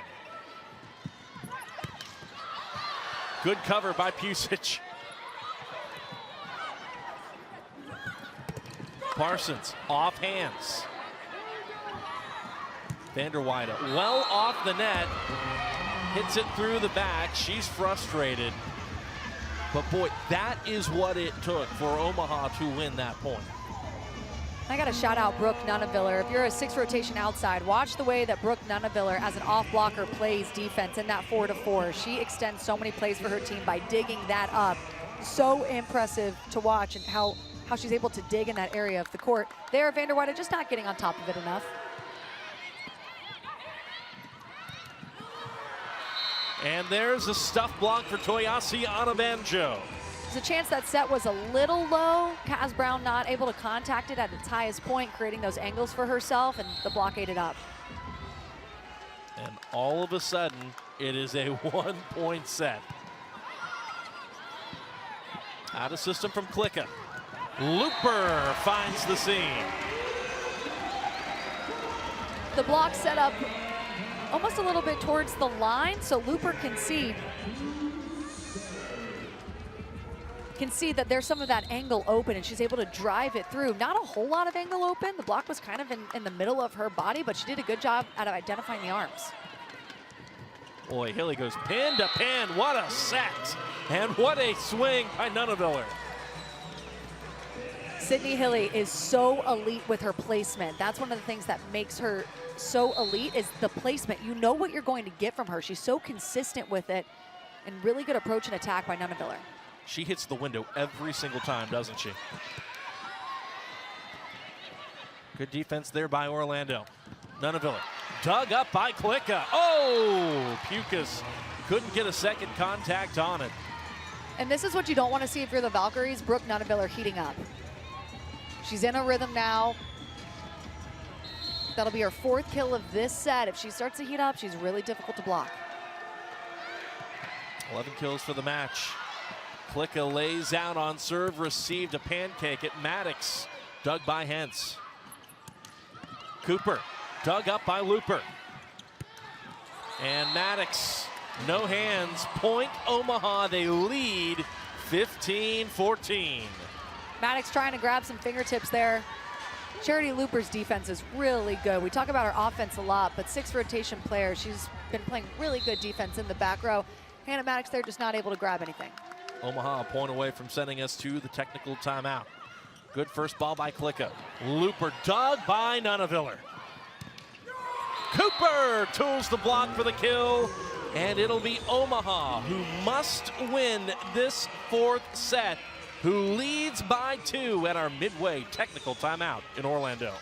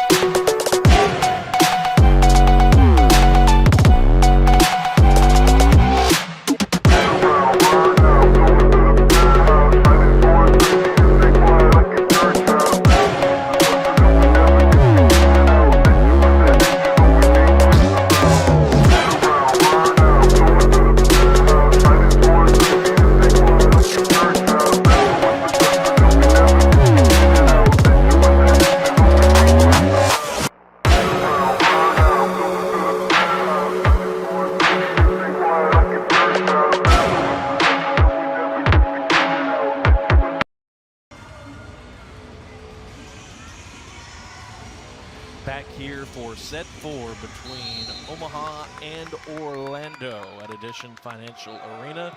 Omaha must win this 4th set. They lead it by 2 at the technical timeout. Hannah Maddox has to attack off speed at the pin for the Valkyries. Brooke Nuneviller launches from the back row.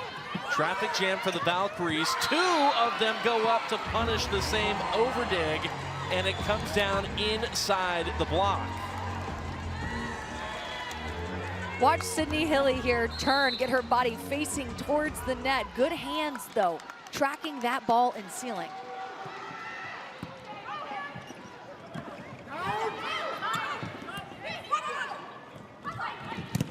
Cooper, easy work of the block.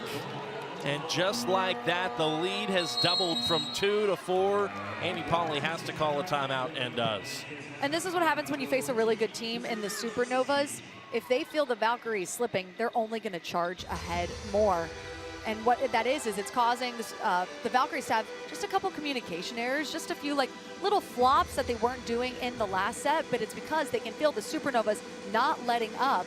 And then when the Supernovas do get a ball over, let's say it's an easier one, they are in a rhythm and they are capitalizing. Madison, what do you make of the way that each of these teams has shuffled the personnel around? Obviously, we've mentioned a few times that Orlando not completely healthy, so that's why there's been some moving and shaking over there. No Shampoo, no Brittany Abercrombie. Meanwhile, for Omaha, they've had their struggles against this Orlando lineup, and so they brought in Sarah Parsons off the right. We saw her earlier this season off the left. We've seen her sub in on the left some before this set, but that's the solution they're turning to on the right. And frankly, we just heard from Jeff Ekstrom, who is the terrific media contact for Omaha, and he said, look, Sarah Parsons played off the right when she played pro in Turkey. This is nothing new to her. So it's Parsons on the right, number 11, and Cooper and Nuneviller back to the left. And so far, so good, despite the service error. Yeah, and it's Parsons brings the experience. Coach Lucas Soleil told me before a few matches ago, he said, we have a great relationship. We were together for 3 or 4 years with USA. That's the player that he really knows and really trusts coming into the season. So I love that he's giving her an opportunity because he trusts her. How about the opportunity for Natalie Foster, the reigning ace queen, to do what she does, which is that. The ace leader from a season ago with an ace here. And goodness gracious, it looks like Parsons is shaken up. She's grabbing her wrist. It looks like maybe she jammed it on the ground.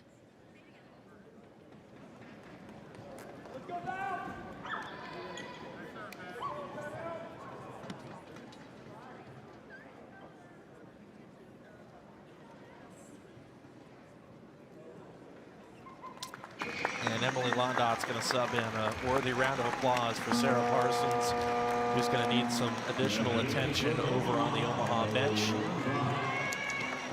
Looks like a hand injury. Yeah. She was trying to shake it off, but you hate to see that. Foster is set to serve again. And it's another really good one. Took Holder all the way to the floor. Cooper, a very nice high swing off the block and out, puts an end to what could have been a Foster service run. Those were 2 really good serves by Natalie. 2 really good serves. She's so consistent back there, even though usually it's a high risk, high reward. It's just a lot of reward for her. But I love that swing from Cooper, getting on top of the block. Because of how high she contacts the ball, she's hitting up and over the hands. On a banjo, creeping closer to a career high in kills serves. And Omaha has to send the free ball over. Opportunity for Orlando. Off 1 foot Kelly, dug by Nuneviller. Cooper jumping and thumping here in the 4th. Cuts it 4-4. And that's how quickly that ball goes down. Hannah Maddox is there. That's where she's digging. But no, Cooper weaving it inside of her, closer to that 3-meter line. Those angles she can attack at are so sharp. Another serve for Anna Banjo. Kelly takes it, and Maddox cuts it off the block and down for the response. Hannah Maddox has been a little quieter in this set. That's only her 3rd kill on 11 attempts. She's been blocked twice. She's had 1 error. She's hitting right around 0 right now. And that's kind of been a difference maker too, because she went off in those first couple sets. Londot Off the block and down. Boy, if you're Orlando, you have to find a way. Honestly, Madison, it just feels like they're pressing, and they've got to find a way to not press right now. You can see the angst after every missed play. It just feels like an emotional and mental ton of bricks on them. It's a sport of volleyball. It'll do it to you. You don't want to go to 5 sets. Tight and put down. That's a gimme. You have to have that, and she did. She was up, she was ready. You don't want anyone on the other side digging that ball. That's one of those at this level, and in volleyball, if you get an overpass like that and you're a middle, that is your happy place. You're like, thank you for the gift, and then you put it down. Courtney Schwann's going to come in for Hannah Maddox to work the back row and to solidify things on serve receive.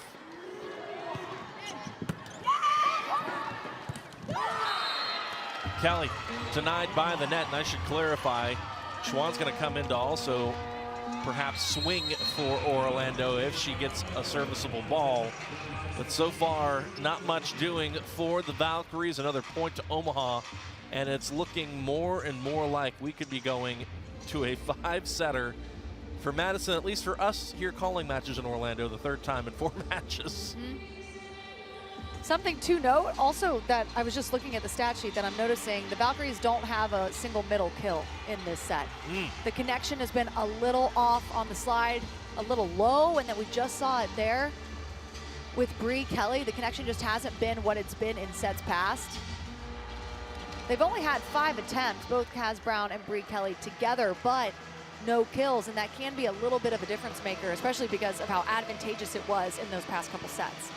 And Madison, just taking it one step further, what does that mean for, say, the pin attackers who, you know, if you get the middles going, they pull a blocker, right? Like, how does that manifest itself in terms of the quality of the looks that a Hannah Maddox or a Lindsay Vander Weide get? It's a great question. Hannah Maddox has been blocked twice. They're camping out on her, so it definitely affects the game. Double block up on Vander Weide.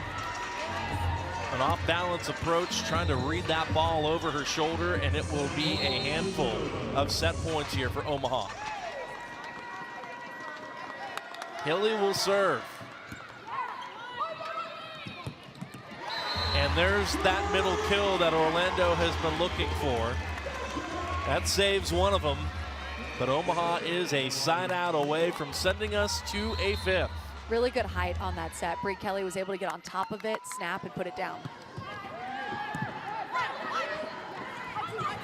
Londat into the cross court and down. The Supernovas needed set 4. They won set 4 by 7, and off to a 5th set we will go here in Central Florida this afternoon. Hey Orlando, it's game time. Your women's pro volleyball champions, the Orlando Valkyries, are back and ready to win. Enjoy the night out and feel the excitement of big plays, incredible athletes, and non-stop action. Every rally brings the crowd to its feet. Every point is a moment to cheer together. This is world-class volleyball, live at Edition Financial Arena. Don't just watch the game, be part of the celebration. Get your tickets now at orlandovalkyries.com. Novas Nation, it's time to show up and show out for our community heroes. Join us Thursday, February 12th at the CHI Health Center as your Omaha Supernovas face the Dallas Pulse for Heroes Night. We're honoring the brave men and women who serve our community and facing off against 4 former Supernovas, including setter Natalia Valentine Anderson. Bring the noise, pack the house, and help make CHI the toughest place to play in professional volleyball. Get your tickets today at the CHI box office or supernovas.com. The 2026 MLV All-Star Match is coming to Orlando. The brightest stars in Major League Volleyball will compete in Edition Financial Arena Saturday, March 28th, live on CBS. Tickets available now at provolleyball.com. You've got to get off the couch, off the phone, and join thousands of other screaming fans for a nail-biting, heart-pounding, in-person experience you have to see to believe. It's the NCAA D1 Women's Volleyball Championship. Sign up for pre-sale news and more at ncaa.com/volleyball. From your favorite athletes to your favorite music, listen to everything you love and so much more with the free iHeartRadio app. From live play-by-play to your favorite game day anthems and the biggest sports podcasts in the world, the iHeartRadio app lets you take it all with you and stay connected to your favorite team wherever you go.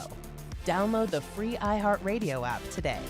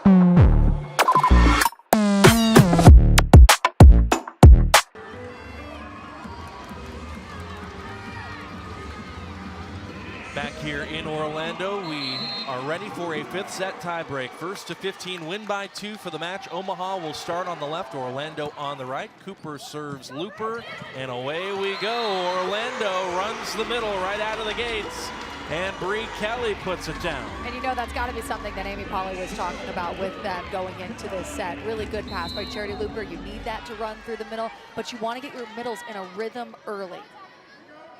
Some personnel changes to mention after the injury to Parsons. Londot will be the starting opposite here for Omaha. Nuneviller shoves it through the block, and Courtney Schwann, who sends it over, is on the floor to start as an outside for Orlando. Nuneviller inside the block and down. And why that happened is because Lindsay Vanderweide wasn't close enough to the net, pressing over the net close enough to it. You see the space in between her arms and the net. Brooke Nuneviller, with all that snap, was able to use that space and get the tool. 1-all. They will switch sides when one team hits 8, whoever it is that gets there first. That will also double as our technical timeout in the 5th. Reinhardt serves. Second time these teams have gone 5 this season in their 2 meetings. Londot grabs hands, played up by Schwann. Nice first contact there. Looper into the cross court. Out of system for Nuneviller. What a swing by Nuneviller, just swiping it off the block and out. That is experience. That is wonderful decision making. That set is coming from behind her head, over her shoulder, so she's waiting. She's patient on her approach. She feels the block there, and the decision to tip off of the hands of the block was elite. 2-1, Omaha. And Schwann jammed up. Pusic will set the out of system to Looper. Dug by Reinhardt and left back. And that will make the Omaha bench jump. What a beautiful dig by Reinhardt. And the Supernovas are able to transition. Right place. Reinhardt lining up like a libero over there and left back. Lining up perfectly to dig that ball. 3-1 Omaha.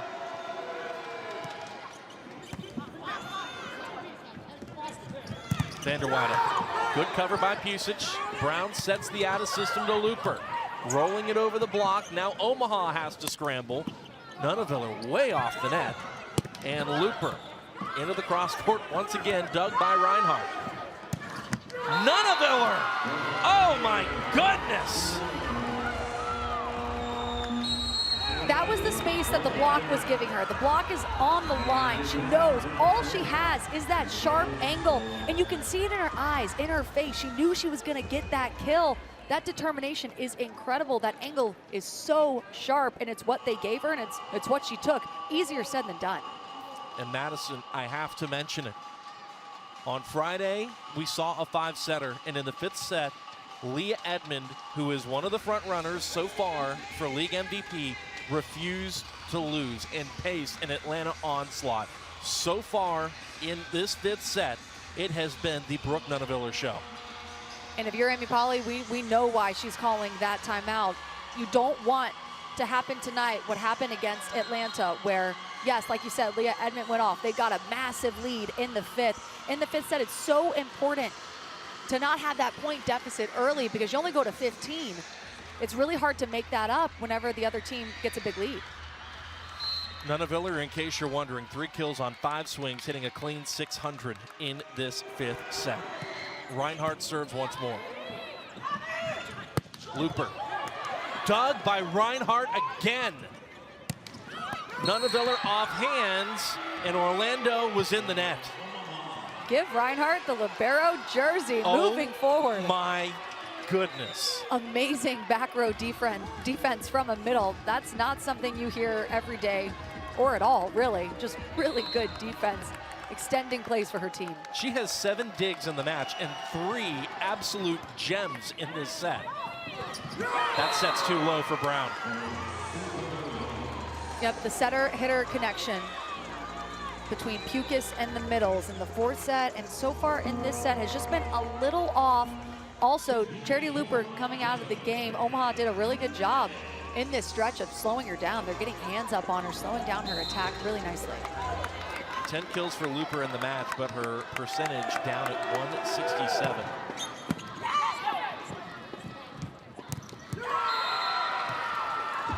I mean, are you surprised about who I'm about to talk about? Brooke Nunaviller, this time on the block, and Amy Pauley has to call her second timeout. Big time block, really strong hands up there, disciplined hands over the net, turning back into the court. Brooke Nunaviller, 3 kills on 6 attempts, hitting 500 in this set, 1 block. She's had her hands in absolutely everything. We knew she left the court for a little bit. We knew she would be back, and she's that kind of player that can come back in and make such a difference.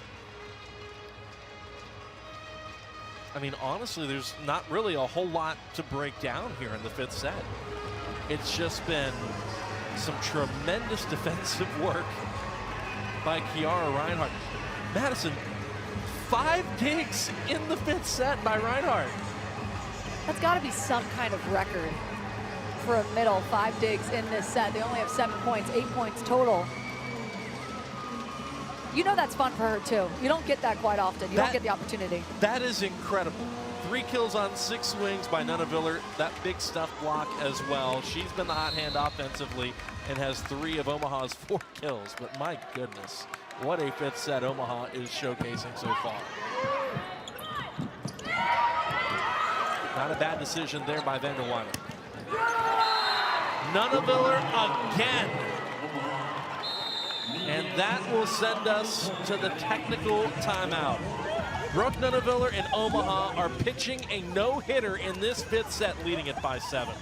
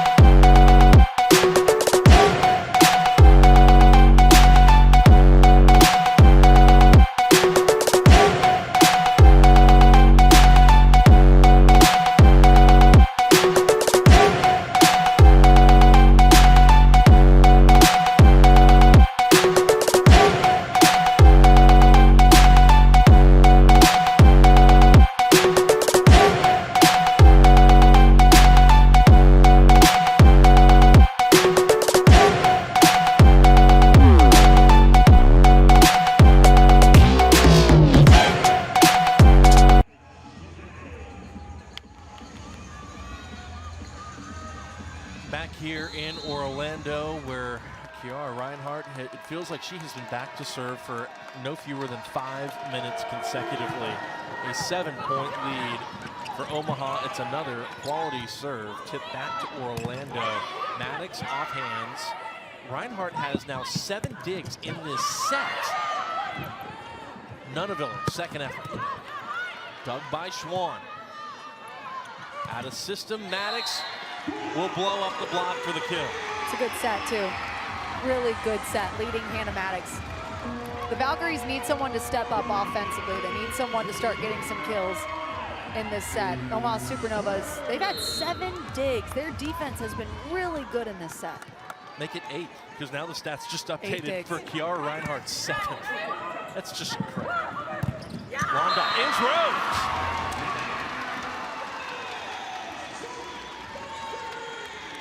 Kaz Brown is locked in.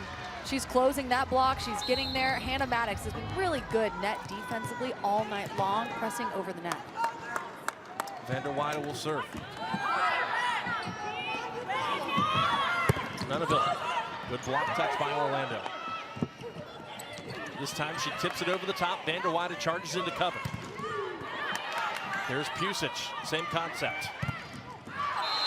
And Maddox blows up the block for the kill, and here come the Valkyries right back. 8-4. Starts with the service pressure, making the Supernovas offense less nuanced, and then good net defense by the Valkyries. London. Hot hands. Maddox dug up and over by Holder. Brown calling for it. Holder tracks it down. We play on.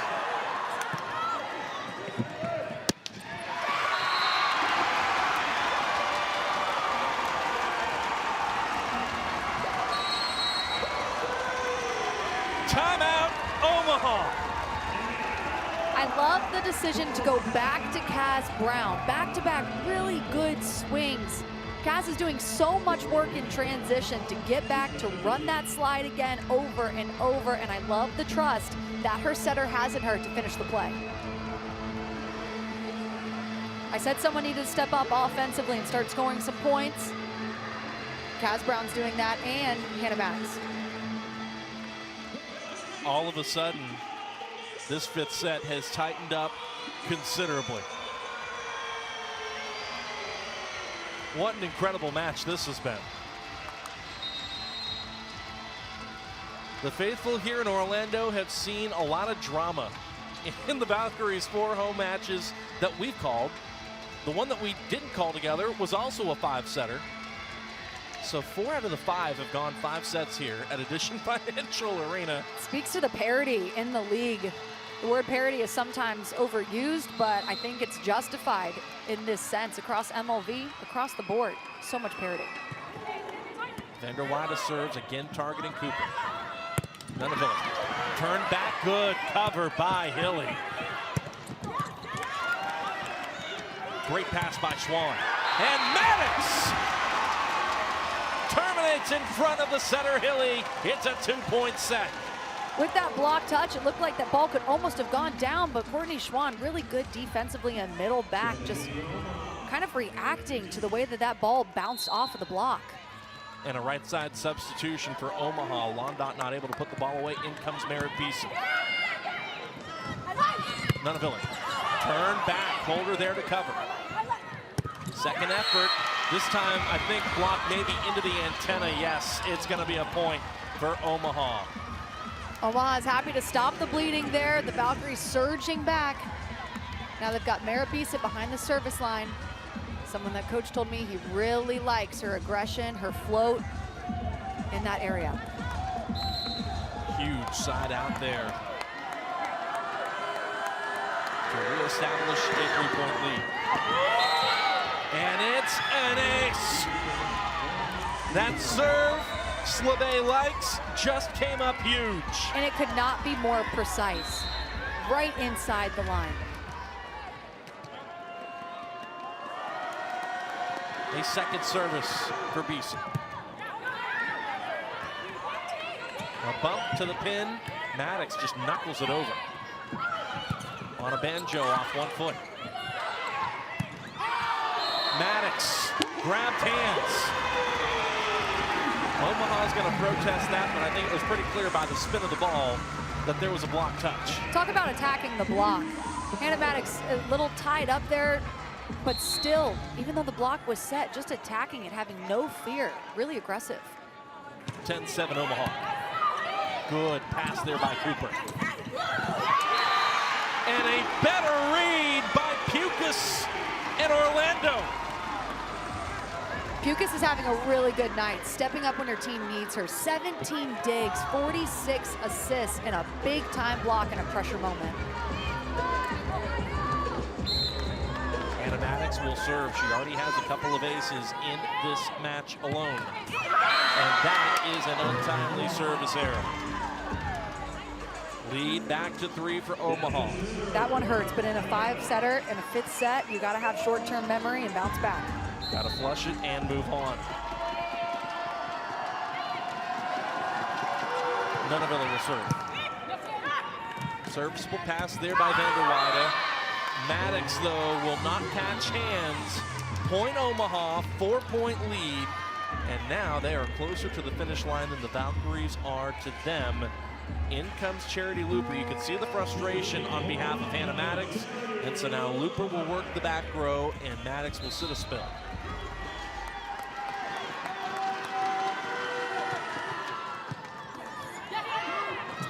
Not the right connection there for Kaz Brown. Now the Banjo goes up above the net and puts it to the floor.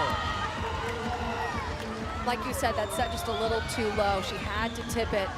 Good coverage, but then with the ball going over the net, Anna Banjo has been so efficient and effective, really aggressive and physical with the net.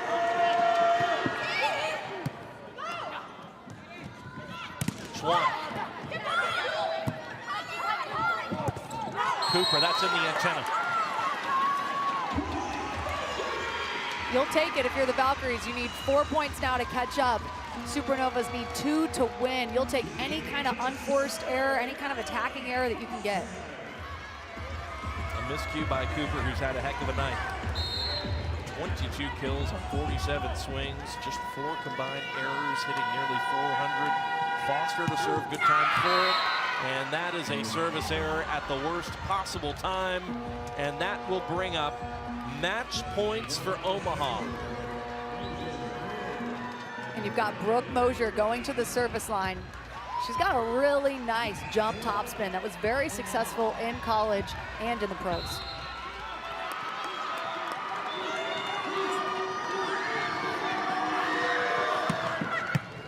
And there is the jump top, passed well by Pieces.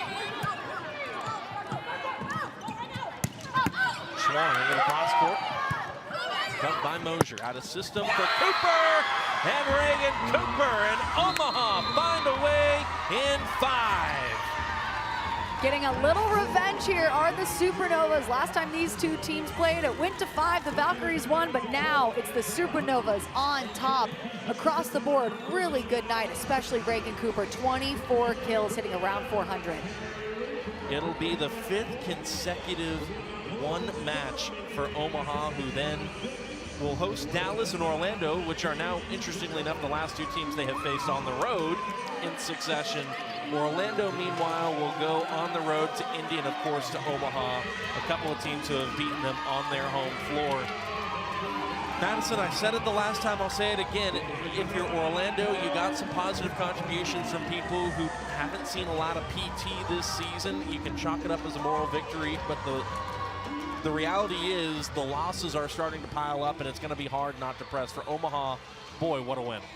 What a win is right. I mean, the outsides and Brooke Nunavilla and Reagan Cooper really stepped up. They carried a large load, 56 attacks for Brooke Nunavilla on 17 kills. They got their middles involved. Sydney Hilly did a great job. Kiara Reinhardt had a crazy defensive show. Overall, really solid win for the Supernovas. Really solid win for the Supernovas. A great fight put up by Orlando on their home floor, but in the end, Omaha will advance to 7-3. The Valkyries will drop to 5-4 as we really wrap up the first third or so of the regular season. Boy, a lot of fun volleyball is in store moving forward. We're going to take a break calling matches together here in Orlando for a little bit at least, but we look forward to coming back and calling more of them for all of you watching on YouTube. What a fun match. Omaha wins in 5. For Madison, I'm Sean. We'll see you next time.